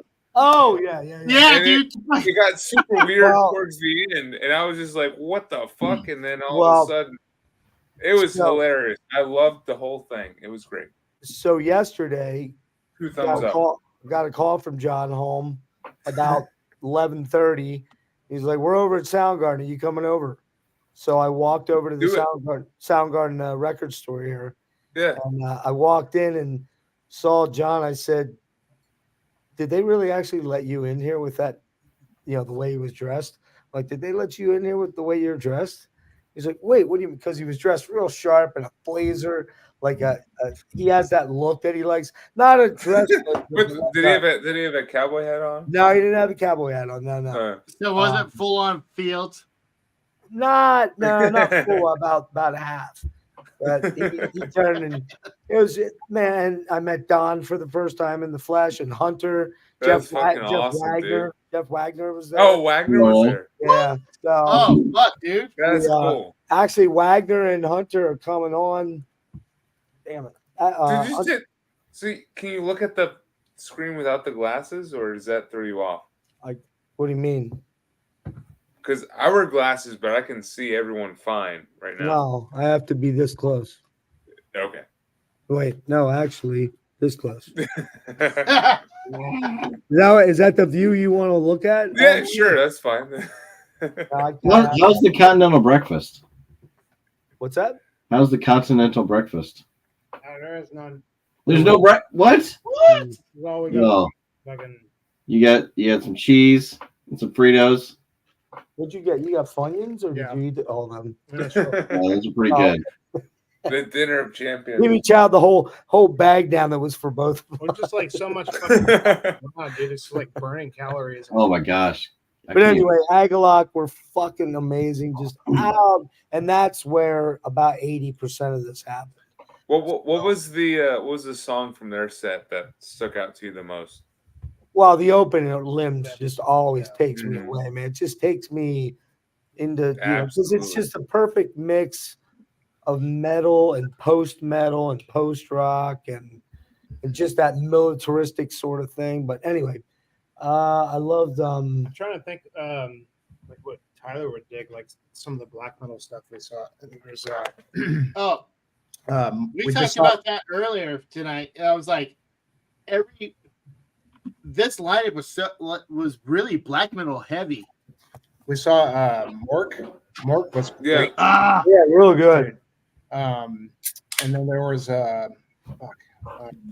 so Sinmara is going to be tomorrow. From Yeah. Oh shit, Sinmara would be awesome, dude. yeah. oh, yeah, That nice. that Apothic Womb album is So good. amazing. We saw Ara Noir was amazing. Yeah. Yeah, I didn't focus Black on. And I wish Chris was still here. He loves Arwen Noir. I didn't get to focus on Aro Noir because, well, I was sitting in the camper that served as the green room for Agalloch. Just, I'm not bragging or anything, but Okay. Rockstar. John was showing me his All right, Jeff. pedalboard and all that. Ruby. Anyway, but yeah, so I didn't What'd you have to have do? straight on, but they sounded great. They sounded We incredible. saw Perdition Temple today, which was Oh man. Dude, we were talking about that, man. So it was Skinless. It was I missed them today. We didn't. Vomitory, and then Missed them Soylent too. Green. I saw the last part of How them. was Soylent Green? I saw the. See, this is the problem. Oh, 'Cause- look, but they were playing the same time as Spectral Voice, and oh, come on! I caught the first two Soylent Green songs, and then went in for Spectral Voice because I have to see that. Yeah. band. But It's the new beating the old, isn't it, Jimmy? well, I mean, it's a tough decision. Denver versus New Orleans. I know, yeah, I know. But like, dude, like seriously, like It's too MBF, much. it's so hard to like I go everywhere, and it's just like, oh, where am I gonna go next? Oh, they're playing. Oh, fuck. I can't blame you. It's all right. Yeah. It's kind of overwhelming. You get here, and then the first day isn't too bad because they didn't have the merch set up on Thursday. But once the merch was set up, it was and I've resisted it because I've been smart. Almost all my money's been going to alcohol. So Good, but then that makes it but looser to everything else. no, it didn't surprisingly. But I will show you what Plus I you got. gotta carry it around with you. I finally broke down tonight and picked these up on the way out. And man, I was pretty stoked. All right, we're going solo Nice. for this. We're going solo for this. What we got? Hollow Mountain King. Ah, Nice. that's sick. Back print. Oh wow. Yeah, that's cool. That's cool. And then Oh, this nice one- shirt, Jimmy. By the way, is That that is sick. That is Jimmy? sick. What's your shirt? We haven't heard about this shirt recently. Oh, well, I was Dude, it's I was fucking told it's fucking yesterday- Jeff's shirt. That's Is right, that it? you know. when I also had my vest, so nobody like. That's true. That's true. Thanks a lot. Serge wore his yesterday. I am not Hey. gonna wear one. So I'm looking forward Yeah, to that'd be mine, too. weird. Can't wear your own shirt. We also hang out with Nick and John a lot too, so it's yeah, a lot Yeah. of fun. Yeah. we went out. We went out yesterday and got burgers, right? Yeah. Oh man, the best. We had the burgers in killer world. burgers, Yeah. fucking I mean, killer amazing. pizza. You And then I had finally found Okay. this. I've been looking for it All right, forever. there we go. This is it. Oh, Yes. interesting. Oh, Very nice. sick. Back print on that too. So Damn. Yep. Was that from yeah, Dark motherfuckers. Descent? What's that? Was that from Dark Descent? I don't know which tent I grabbed it from. Dude was cool though, man. Oh man, yeah. Dude was super I mean, cool. dude- He stopped me and saw my shirt and he's like, "Feels London." You know, and like Oh, see, yeah, you got your. I have my Netflix field shirt shirt on. on. Dude, Yeah. Hey, the man. merch- Fields the merch fucking that's there are, Fields like, fucking rules too. What's that, Tyler? I said Fields fucking rules too. Sorry, I'm like, I was trying to catch up to Logan and I got Tyler's fucked been up. drinking too much for some reason. I don't know why. I can't imagine. we've Well, been, I have to. Dude, I have to Every believe that fucking you post guys I've done with I've been fucking dr- Logan over here, I've been I've drinking gotten every day since obliterated. Tuesday, and I never do that. So there you go. I But, have I to mean- believe the I'm highlight not- for tomorrow Hey, will be food stuff. technically, I'm on 2.5 drinks, but 2 of them is a fucking 32-ounce crowler, 22-ounce bomber. Damn, dude. Now I'm on a normal size fucking 12. But it's like a 15% downsizing, alcohol. They each count for one. All right, so Yeah, I today, mean, this today- one was only 7.5. This one was almost 14. Jesus. This was mead, though. Mead. Mead, delicious. All right, so for today, we'll wrap this Anyway, up. sorry. What You're you got? Yes, we gotta get- Your What pick. time does your day start tomorrow? fuck, dude. Dude, this whole last week, Whenever you get 12 up. p.m. we've been going to sleep at like 3 and like Yeah. getting up at like 10 or 11, trying to meet Nick and John for lunch and then going to the show, which is Yeah. like, 3 o'clock or whatever for Another all the bands. another And it's like fucking 10 hours on your feet. It's like fucking Right. 2 bands, dude. Like trying to like go back and forth. Dude, the whole lineup. I mean, like the area is so cool. Like it's 4 venues, like back and forth, and it's just like a fucking death metal Disneyland. And Yeah. That's cool. so it's like tomorrow, man, dude. I just Tomorrow, looked. Gorguts, Ripper. Gorguts, Mayhem, Bloodbath, Bloodbath, Mayhem. Samara, March goat. Yeah, that whole Arch Goat. Definitely Arch Uh, Goat. Mortuary Drake. Mortuary Drape. Yeah. Oh, I mean, tomorrow might be as stacked as yesterday was. Is it bitter though? Or like it's the last day? Will you wake up Well, bitter and saddened? no, sad, but not. Maybe a little relieved. I think I'm gonna definitely be relieved. Yeah, I mean, like it's so cool, but like like we're so fucking tired. Like Yeah, and we're not. We cannot maintain this level. We're not Logan's age, is what we're saying, and we don't. I have not done what you guys are currently doing at my age, so Well, but I mean, Salute yeah. to I you. see what you're saying. Yeah, it's. yeah. I mean, I haven't been to a Maryland Death Fest yet. I haven't done that. yeah, you will. You gotta come. I'm next sure. year, dude. I it's hope. so cool. Man. Yeah, I mean, I would God say willing. I don't think Satan that far willing. ahead, but I was saying to Jimmy, I said we should try to start getting everybody to. That's what we were talking about. the- It was like it was like us two and Nick and John and Serge and like, dude, it was so much fun. Like we were thinking, bet. like, I wish everybody else could be here, like with us right now, because it would be like a complete insane entourage. You Yeah. know? I mean, like, for everybody, and I'm telling you, like, it's so worth it. It's so much fun, dude. I mean, Yeah. wish you guys could be here. Yeah, I've dropped an insane amount of money, and I know Jimmy's. He got the room, and I'm paying him. But man, it's just like open up and say because you're gonna just be spitting the cash out there. Yep. Yeah. I mean, even just like on food and stuff. Oh, food! Like we ate in a pizza place last night, which, by the way, bomb ass motherfucking pizza. Underground was it called? Underground. Yeah. So, You saw the bill, right? I mean, Set- it was pretty high. I think it was like $85, Yeah, wasn't it? everything is fucking. We got Yeah. wings. Like one serving of wings, Yeah. and this big. I don't know how big the pizza was, and you and I got a sour.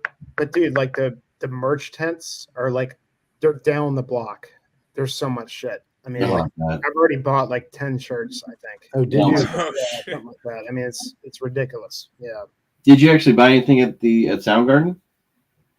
No, I didn't, and I've been trying to get back over there, but doesn't look like I'm going to get there. So, it's kind of the opposite way of where we need to go now. But it's like walking distance.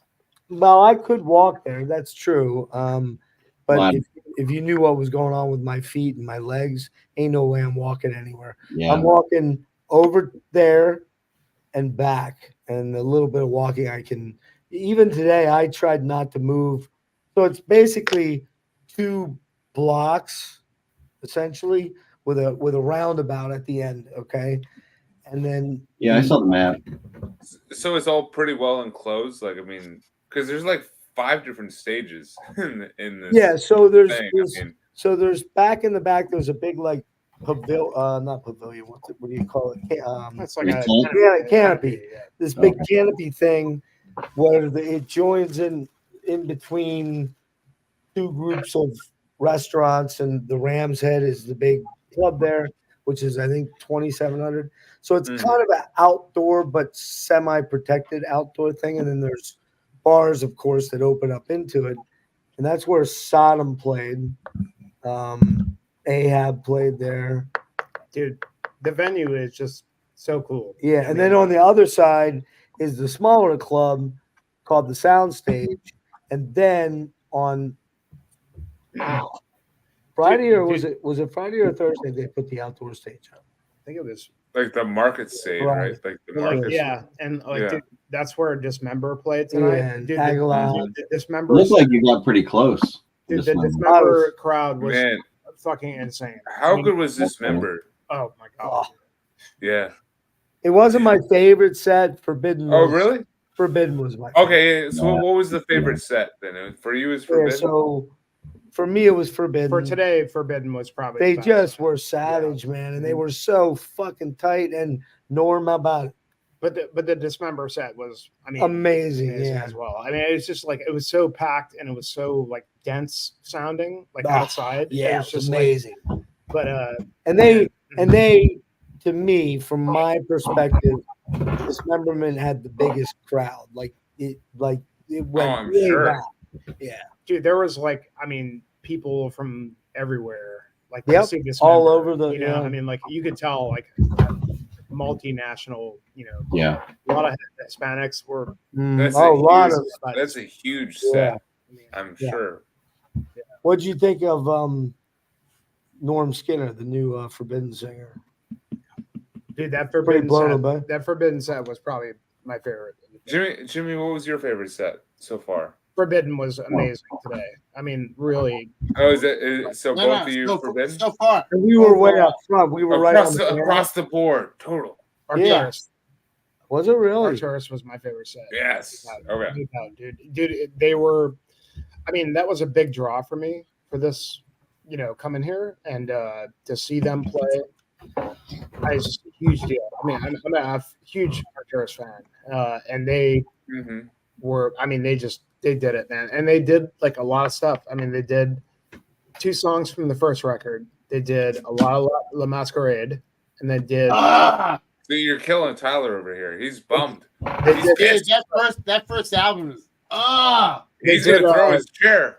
They did Thou Dualist, and they did the Rag Au Nag or whatever it is. Those 2 tracks, and they did Painting My Horror, The Chaos Path, and one more from La Masquerade, and then they did a lot of stuff from Sideshow Symphonies, and they did 1 track from the Sham Mirrors as well. It was a really well-rounded set. And dude, Vortex was like just on point, dude. Like, I mean, and he was goofy and he was like cracking a lot of jokes, and they were really weird. Dude, I was That's man. cool. That's Paul awesome. said that they ran into him earlier in the day, and he was already fucking hammered. But what he sounded so good, man. I mean, perfect. I mean, he did all the arm stuff perfect. I mean, you know, All right, that's I'll blow you cool. up here, Jeff. Oh, Let's see. dude. Oh, yeah, that's cool. Dude, that's sick. That's a sick And shirt. then back print is all the. Yeah, dude. Woo! And then Yeah, John that's cool. Holm. John Holm brought me one for his solo album, so he brought me this cool. I still have to listen to that solo album, man. I'm excited Nice. to dive into it. It's great. It's really Mhm. awesome. Man. So, yeah. So what do we have to look? We'll wrap it up quick by. Did we? Yeah. Is there a favorite For to give? tomorrow, right? Yeah. What are you looking for? tomorrow is Gorguts. Simara, Yes. Mayhem, Mortuary Drape. Abath. Bath, that's yeah, right. Man, Yeah. there's so much, dude. Like it's the problem with the fest is like you can't see everything. You just can't. It's possible to get everywhere. And like, oh, these guys are playing these, but So there's also Cryptopsy too. I just noticed there's Cryptopsy. Cryptopsy. You got Primordial too, fairly Primordial, early. yeah. Yep. It's so much. Grave Miasma. Ripper from Chile. Yeah. Some killer thrash with that. Artificial Ripper. Rain. Daiva. Daiva's one that I Daiva. want to watch. Yeah, that's the You Chris should check Sherman. Artificial Brain though, for sure. I don't really. What do they sound like? Aren't they super They're fucking? kind of like Gorgutsian, kind of like. Yeah, I think you would like them, Jeff. I mean, I don't know. Like they should. They should. I think fit we your like vibe. Tequilas. We like Artificial Brain. Absolutely. Like Yeah. they're I always consider them like if a technical death metal band was trapped in like the alien spaceship with like the face hugger, you know, that's what they would sound like. It was like a lot more just depressive tech death kind of band. Great stuff though. Yeah. So I mean, There's all that. I mean, what else? I mean, the one problem is it goes. Oh, So and Mayhem's Iron a- Lung too. Mayhem's a closer. Gorgut's right before them. Abath before them. Oh, Cryptopsy. and then Yeah. Don't forget man. Archgoat, dude. Archgoat. and Mortuary Drape. Like, And then someone told me to tell you that Poon Tickler is also playing. So you have to see They Poon are. Tickler. you know, it was funny. Nick is all about getting to see those guys. Nick and Exactly. Josh. That's Oh, who told me. I Nick can wants see me that. to tell I you. can see that. Poon, don't miss out on Poon Tickler tomorrow night. It What's might be your it? last It's chance. your one chance. Your last chance at the Your Poon last chance. Finger. The Poon Tickler. What a Is that What a- ridiculous? what a fuck. Otherwise, it's gone. You almost want to go see it just for that name alone, right? That's and then you can skip out because they play till 12:30. Mortuary Drake plays at 12:40. I know. So you got 10 minutes, man. Dude, I'm not missing that. I'm Hey. not missing that band. Yeah. You don't have to. Is it hard to get a good spot, or you got to get there early to like get to the Oh, that's front? fair. Well, lately I'm noticing now. How with some have of the bigger mosh bands- pits been? Well, hang on. One question at a time. Yeah, you What double was team out Brian's question? What was your question? Sorry, Brian.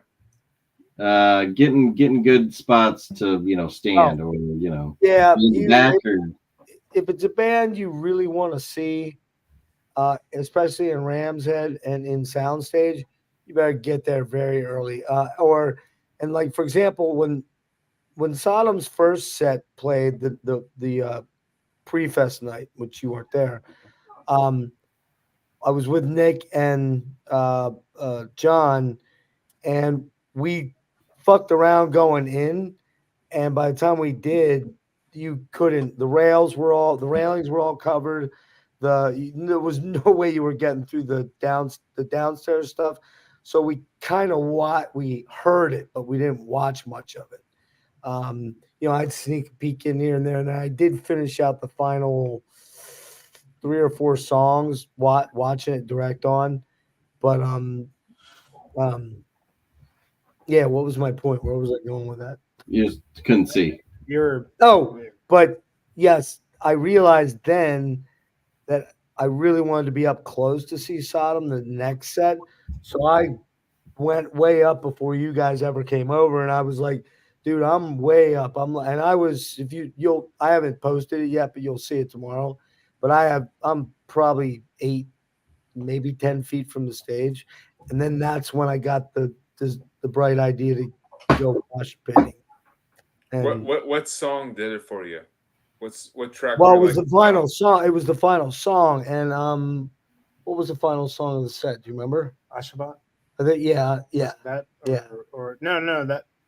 What? Fuck. No, it wasn't Ashban, but it was like they came back and they did Agent Orange, and they came back and did like 2 more songs, and Yeah. what songs they were, but So it was the Nice. encore. What's that? Yeah, It was the encore that. Yeah, I mean they didn't walk. Well, they did walk off the stage, didn't they? Yeah, and then they came back on. Yeah, I think it was the song he said. But now I'll make a firm admission here. I am not very familiar with Sodom's material other than Agent Orange, and one other one. Like, what's the other one? The big one.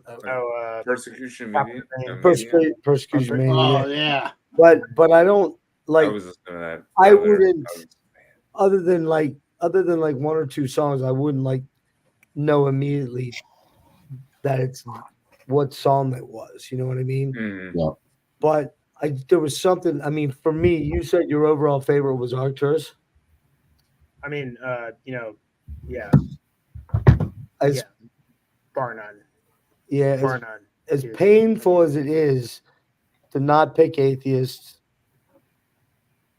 for me it was between Agalok and Sodom, and the only reason I'm going Sodom is because those motherfuckers are like, I, I don't know, man. Like I just both those sets just blew my mind. I thought You Forbidden. saw him twice too. I thought Forbidden was better than Sodom. Really? Yeah, Ah. for sure. Ooh. Wow. Forbidden Okay. was fucking Okay. Yeah, Forbidden was amazing. You're gonna I mean, see I that. love Sodom, but Forbidden. Wow. As far as the thrash bands, because like MDF only has so many thrash bands playing, Yeah. and like as far as thrash went, Forbidden was the one for me. Wow. Today. Yeah. I mean, I didn't even think I wanted to be that. like I too. wanted It to was- see Sodom because like it's classic fan, dude. But Huh. sorry, dude, Forbidden fucking rules over there. Wow. Okay. You would have thought I would have gone that way, but I don't know. I mean, it just for me that Forbidden style, like they're more melodic and just like the music itself, like it's more like my kind of thing. You Yeah. know what I mean, like but Yeah. the Sodom was amazing. Don't get me wrong, Sodom was amazing. well, I don't think there's a band. Oh, I'll tell you another one that really blew my mind last night. Spectral Wound. Yes. I yes. was super fucking Fucking impressed A. with that, man. Yeah, you weren't. That's right. You didn't make that one, but that one I didn't really know what it was. Like I didn't know what they were. Really? No, I hadn't listened to the album, so I Okay. read some stuff, but I hadn't. So I didn't know what to expect, and man, I was mesmerized by them. See, I could see you digging them because they're like that melodic, like black metal, like, It's but still at kinda- the same time very Well, I was gonna say it's forward. it's kind of like Tribulation, but sped up. Yeah, exactly. That's kind of what I took out of it. It's got that dark and gothy Mhm. sort of vibe to it, but it's more black metal speedish, black and speed. I always think of them being like Uada. If Uada did not like You oughta, try yeah. to sell out as much as Uada did, Yeah. they were just very. That's a You good. know. That's a great comparison. I hadn't thought of Mhm. that because I really like Uada. So I mean, I haven't checked out the new one, but but yeah, I mean, it's just That's cool, man.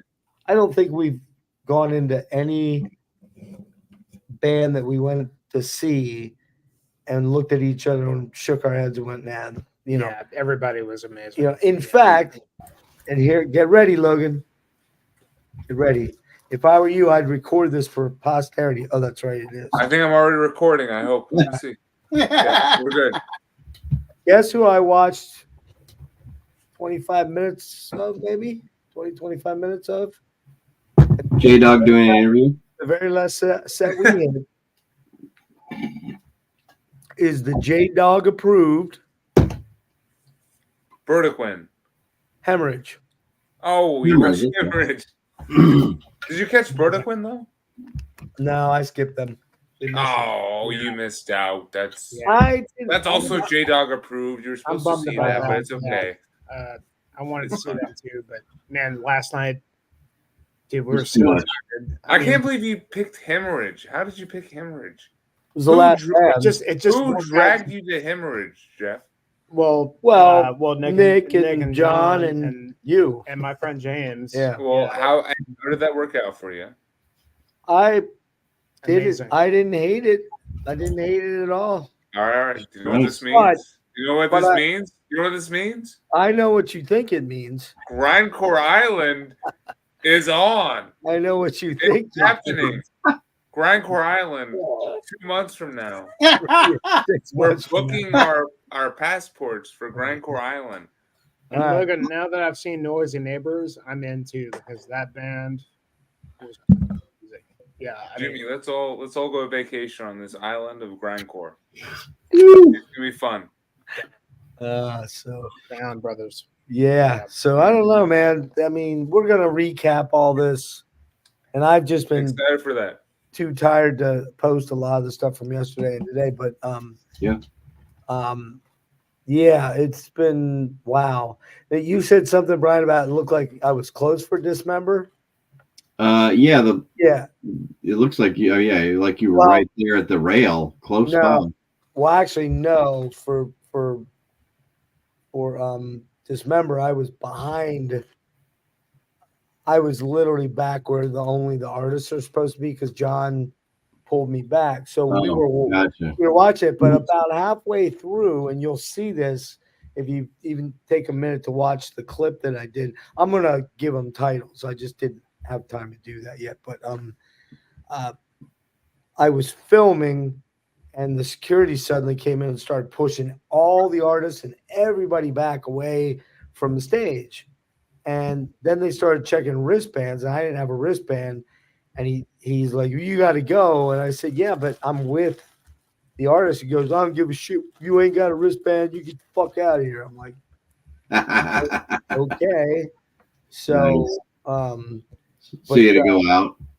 what's that? So I had to go out. So yeah, but then for Forbidden, we were right up on the rail and had almost a perfect view. Dude, that Forbidden set was amazing. Although Matt's wife was in the way of much of it, but it was not a Not too bad bad. thing to be looking at. Yeah. And How tall is she? I don't know. She's taller than Jeff. Probably taller than me. Probably. Sorry, Jeff. Everybody is. But I hear you. yeah, man, it was just, like I said, we'll recap it in more detail when we can step back a couple weeks and kind of recover. But I can tell you this much, and I told you this. I never in a million years thought that I was going to even ever be able to do this, even a year ago or 6 months ago. And even as late as last Friday, I was sweating bullets going, man, I may have to pull out. But I willed myself to just do it.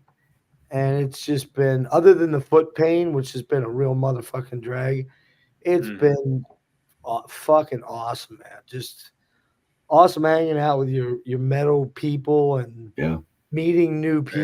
Exactly. And you know what the thing I noticed is, man, I have not noticed any animosity things or any like people throwing down or pushing people. Just no negative vibes at all, man. Yeah, we hung out Right? with Wyatt. We hung out with That's awesome. kind of were around J Dog, but we didn't.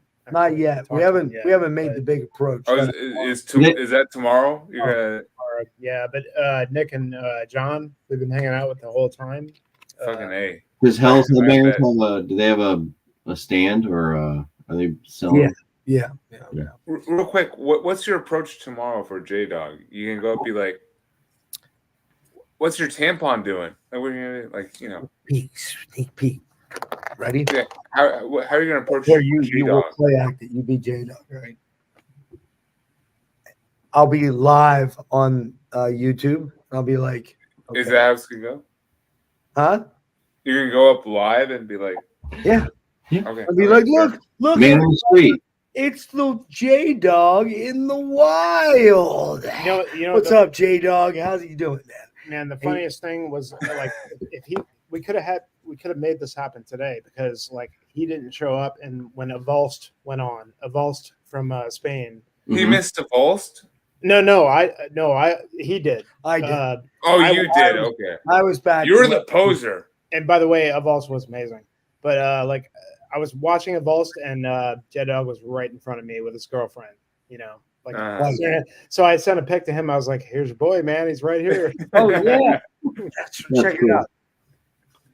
I forgot you sent me. He's right there. Dude, it's funny because like when you walk into the venue, like or the venue, but like the area, Yeah.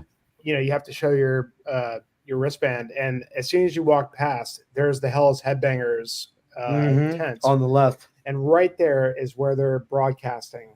And J Dog so is there. Every fucking time I walk past, he's sitting there, and they got lights and everything, and he's like doing the. Like doing an interview? Dude, There he is, right there.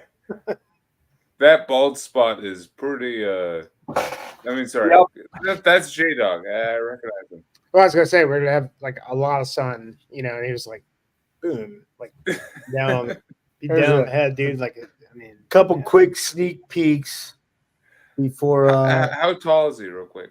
who? He's not that tall. Oh, he's not that tall. No. No. Yeah. He's more like 5'8". I would say he's 5'8". like, I would say he's like 5'8". Yeah. Yeah. Mhm. Yeah.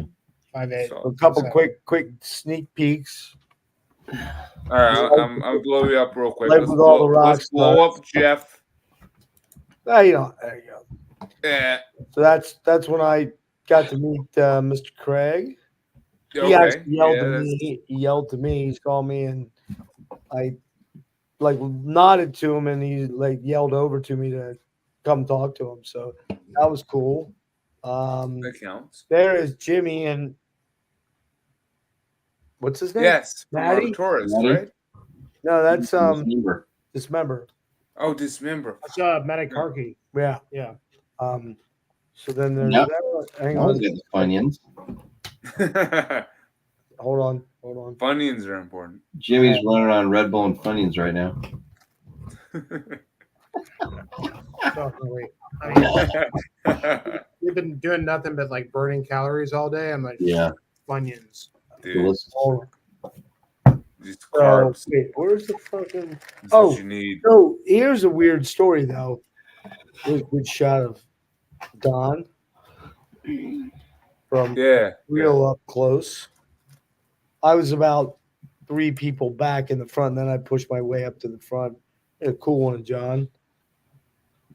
Let's not talk about the jacket. That's the jacket. Nice. And but yeah, you can take me off. There's other stuff, but I got to arrange it in there. But, Maybe you'll do it later.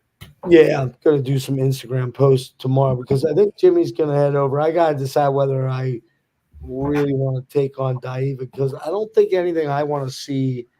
We saw Dave at the. I just beer saw him fest, at right? Decibel, yeah, and I loved them. Thought they were incredible. You should really see if you can get over there for. Man, Spirit Possession is so good. Yeah, I want to see them too. If you can, please go see Spirit Possession if you can. Like, Well, when are they on? 540. yeah, if we got the band, but like, dude, this album is Oh, awesome. yeah, man. 540. Like, Sin Mara is the band I want to see. and I definitely see Sin Mara, man. That Apothic Womb album that debut they had is so good. So, what's everybody's take on Primordial? Jimmy's, I've not listened to them yet. They've never clicked with me. I've Me never neither. liked Primordial. I've tried a lot. I just, Was it? Where's Tyler at? I Tyler think needs to Tyler convince might like you. them. Yeah, Tyler loves Primordial. they never really quite clicked with me. No. I'm gonna definitely watch their set tomorrow to like hopefully win me over. You know, but like I bet Tyler is a huge fan. You know, I'm like I feel like I should love that band, but you know, That was one of yeah, those. that was the for me, same feeling I had, and I tried and tried. I just didn't get in. just Didn't didn't. kind of that epic kind of black and folky. Yeah. I don't know. Did nothing for me. Gorguts though. Well, so here we go. Gorguts though. Come on, that's gonna be a set. I mean, yeah. What- It's gonna be, What are they gonna play? I don't know. Well, that's You a know, good question. What Probably, are they gonna play? probably, Like, probably not the obscura stuff. Well, Are they gonna play more like They've been- colored they've been- stands stuff, or are they touring. gonna play? touring like a lot of Consider Dead and Yeah, you know, so That's some cool. old school Erosion. stuff. So I wonder if this time they're gonna do, you know, like hopefully like I'm kind of hoping like a good mix, but I'd like to hear a lot of Obscura and the new record, Colored Sands. Colored Sands. Yeah. Mhm.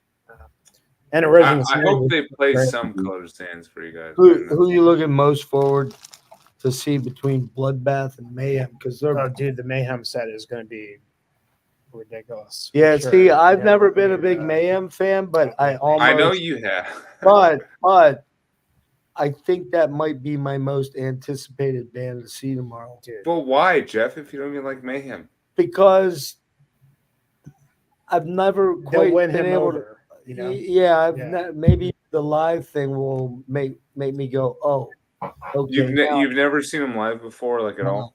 dude, Mm. it's going to be. Okay. insane. I mean, like outside, like, dude, you guys When- gotta when- see this like strip, dude. It's like Logan. Yeah. It's like if you're on like Decatur Street and like half the street has been blocked off, and there's a huge stage, and there's like people like walking behind it, like just families and stuff, and they're hearing like fucking like death metal and stuff. That's awesome. Dude, like we were sitting there watching, and like people were just walking by. They're like, That's so fucking cool. Staring What's over, this it's shit? like, Yeah, what yeah. the hell is this? Yeah, it's funny. There was a bunch of black women walking by, and suddenly they're like jamming out to it, and you're like going, I don't think they're death metal fans, but that's cool. But yeah, it's Music is music. and it really is like we take over the town, this area of the town, because almost anywhere you go, you run into dudes and mostly dudes, but a lot of women too. There's a lot of women there, in black t-shirts. It's like you just see them like like pockets of ants walking everywhere. It's cool. And like I said, man, I have not seen anyone with the amount of alcohol that's being drank, and there's a lot of alcohol that's being drank. Mhm. I have not seen anyone get in a fight. I haven't seen anyone slow down or get stupid. I haven't seen. Yeah, it's just No one eating pussy or anything. No, that That has hasn't not happened that yet, we you know. We know. Yeah. maybe would happen during a vulse or a hemorrhage, but That would be the maybe it did, guess. We didn't see it, but Yeah, like, maybe we don't know. And Jeff, you liked Hemorrhage apparently, so you're a we grindcore caught the fan. last then. bit of their set, and it was fucking awesome. It was killer. I mean, That was pretty good. That doesn't mean we're going to Grindcore Island. We're all aboard. It's too late. You see how he turned it back to Look. that? You see how he turned it back to that? look, no, I think he's right though. Like Logan, I think yeah, there you go. I think I took him in one there, and Funyun. he was like, "Look, here's the thing. He didn't see Noisy Neighbors, but we went in for Hemorrhage, and he was like, "Oh, this is pretty cool." I was like, "I know he doesn't like grindcore. This is like total." It's like so. I'm saying right here, right now, we've got him close. I think you're almost there, Jeff. You just need one little push And I'm in too. into the right area. Do I like, have into the to kiddie have pool. an operation for The this? kiddie pool of grindcore. We'll find that band for you. It's all right. They might be Discordance Axis. Have you listened to them? I know the name. Listen to Discordance Axis or Gridlink. Listen to Gridlink, Jeff. All you need for Grindcore Island is a lot of chips for Jeff.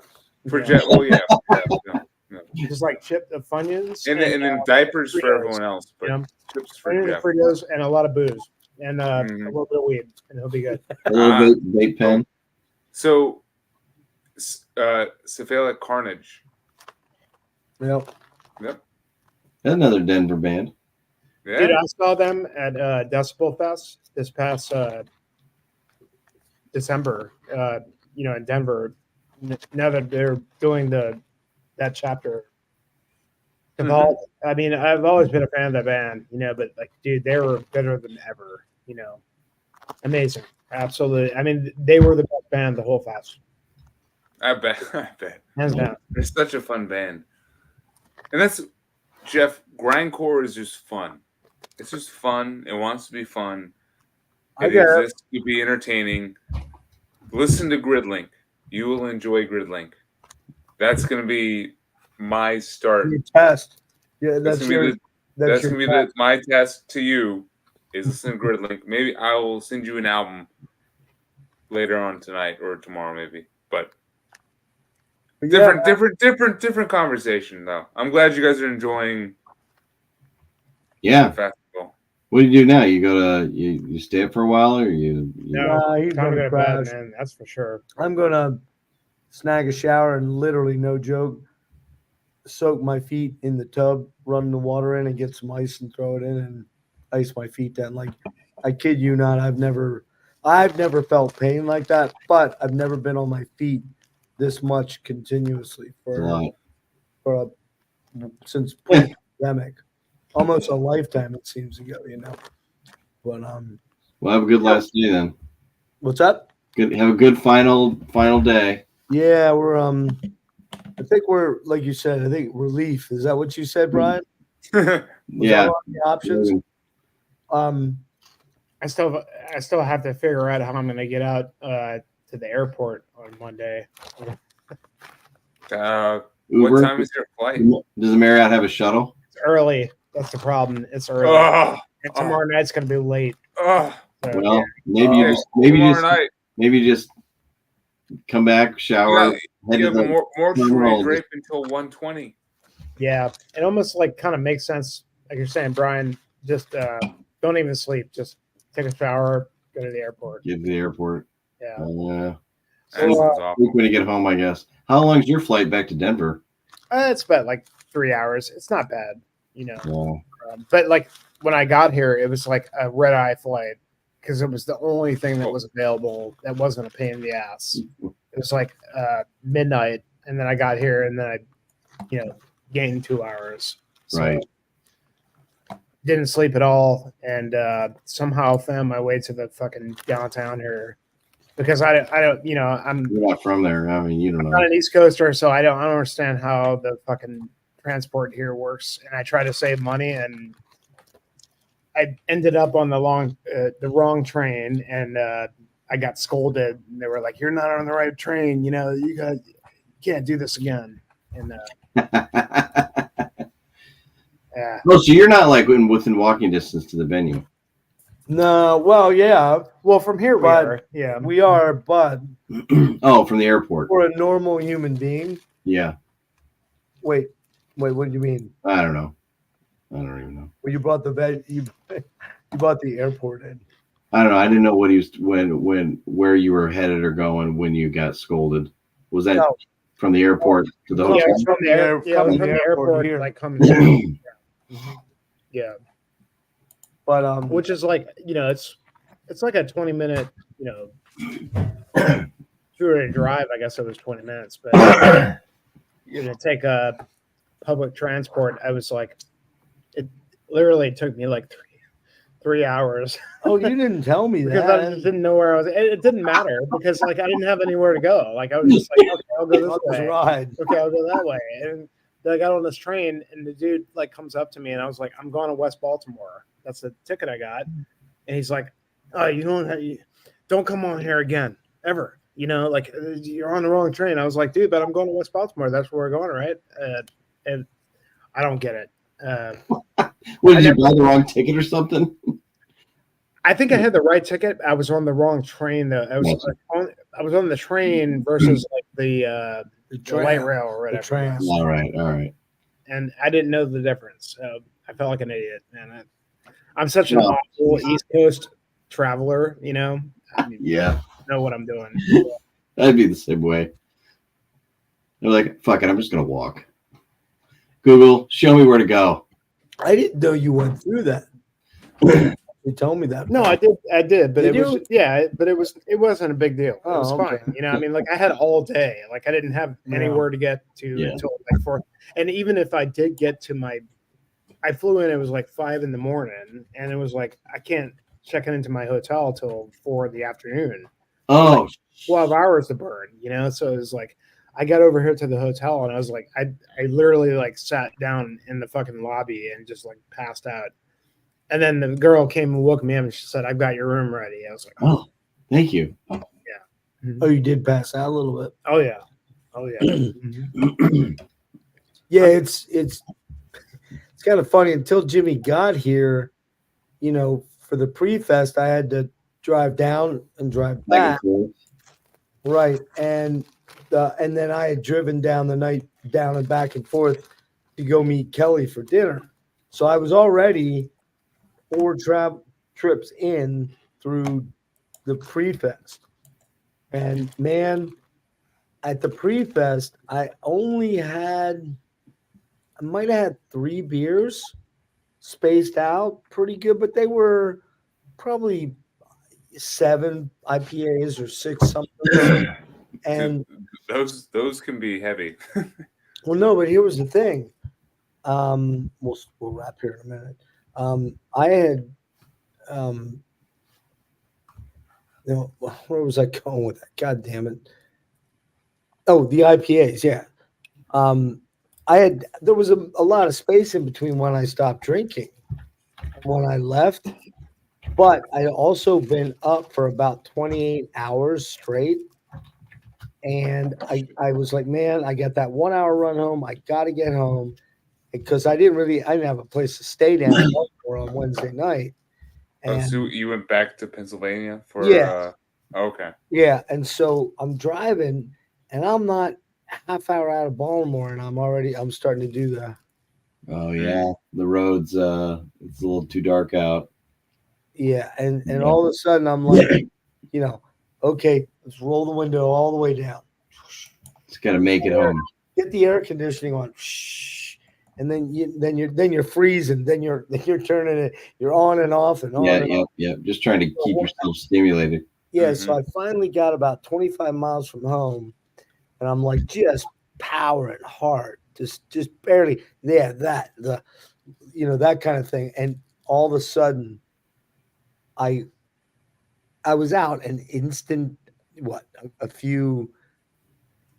Whatever. What do they measure sleep in? Being asleep. Yeah, like what REMs or whatever. I might have been out. I might have been out just for like momentary, right?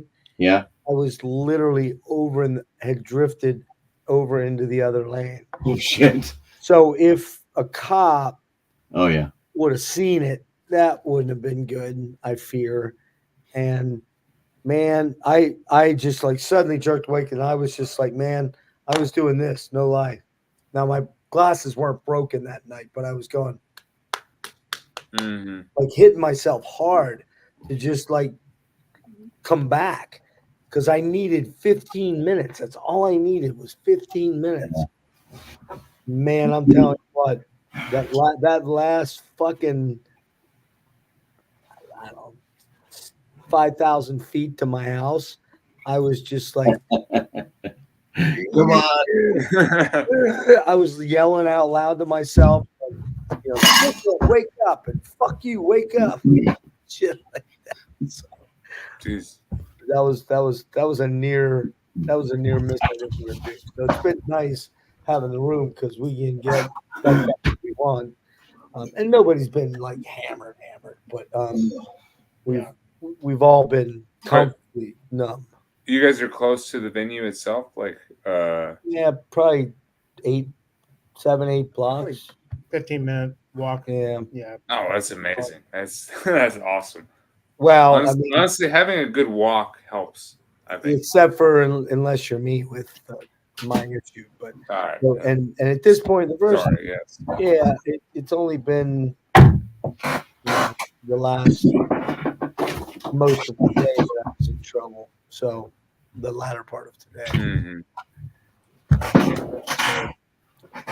Well, guys, thank you for checking in, man. Man, just awesome to hear. I thought it would be fun to pop in and give you a bird's eye view of absolutely about what we're bitching about. What were you bitching about though? I don't know what. We didn't go to the fest. Oh, you didn't go. You're just goofing off. Yeah. That's why I was saying like it would be really cool. Like maybe next time if all you guys came, because it was like we should name a date, man. I mean, like like me and him and dude, we had the best time. Me and him and Nick and John. at this burger that bar, burger dude. It was bar. so Oh, much fun, dude. It was goddamn. hilarious. We Man. were laughing our ass off. Exactly. Dude, like we were all talking, like it'd be great if like the whole crew, like all the Better Slay guys Rick, were here with us. Like Oh, you yeah. guys and like Rick, and it just, I don't know, it just. But what did I say though? The one thing that you, me, Nick, and John all share in common, we don't have kids. I have kids, but they're grown. And so, Well, guys like Brian and that have teenage kids and stuff, the wife's gonna go, what? You're going to Baltimore for 5 days? For 5 days. And it's gonna cost $6,000, well, whatever, 2,000, 3,000, whatever. Yeah, I mean, it was kind of like a fantasy. Like if we could all make it work, it would be, really cool. It'd be freaking awesome, man. I'm not gonna lie, I did like look it up. Like, how far would it be to drive? Oh, only 13 hours. Okay. Yeah. Yeah, maybe not. Yeah, for a 1 day pass, just for Thursday. Yeah. For the pre-fest. Yeah, it's so far it's been kind of like a weird nightmarish dream come true. In a good way. Yeah. In a good way. I bet. Can't wait to leave. Let me tell you. Yeah, get some rest. Yeah, all right, guys. Good to see you Cheers, guys. man. Cheers. All right. Cheers. Later. Later.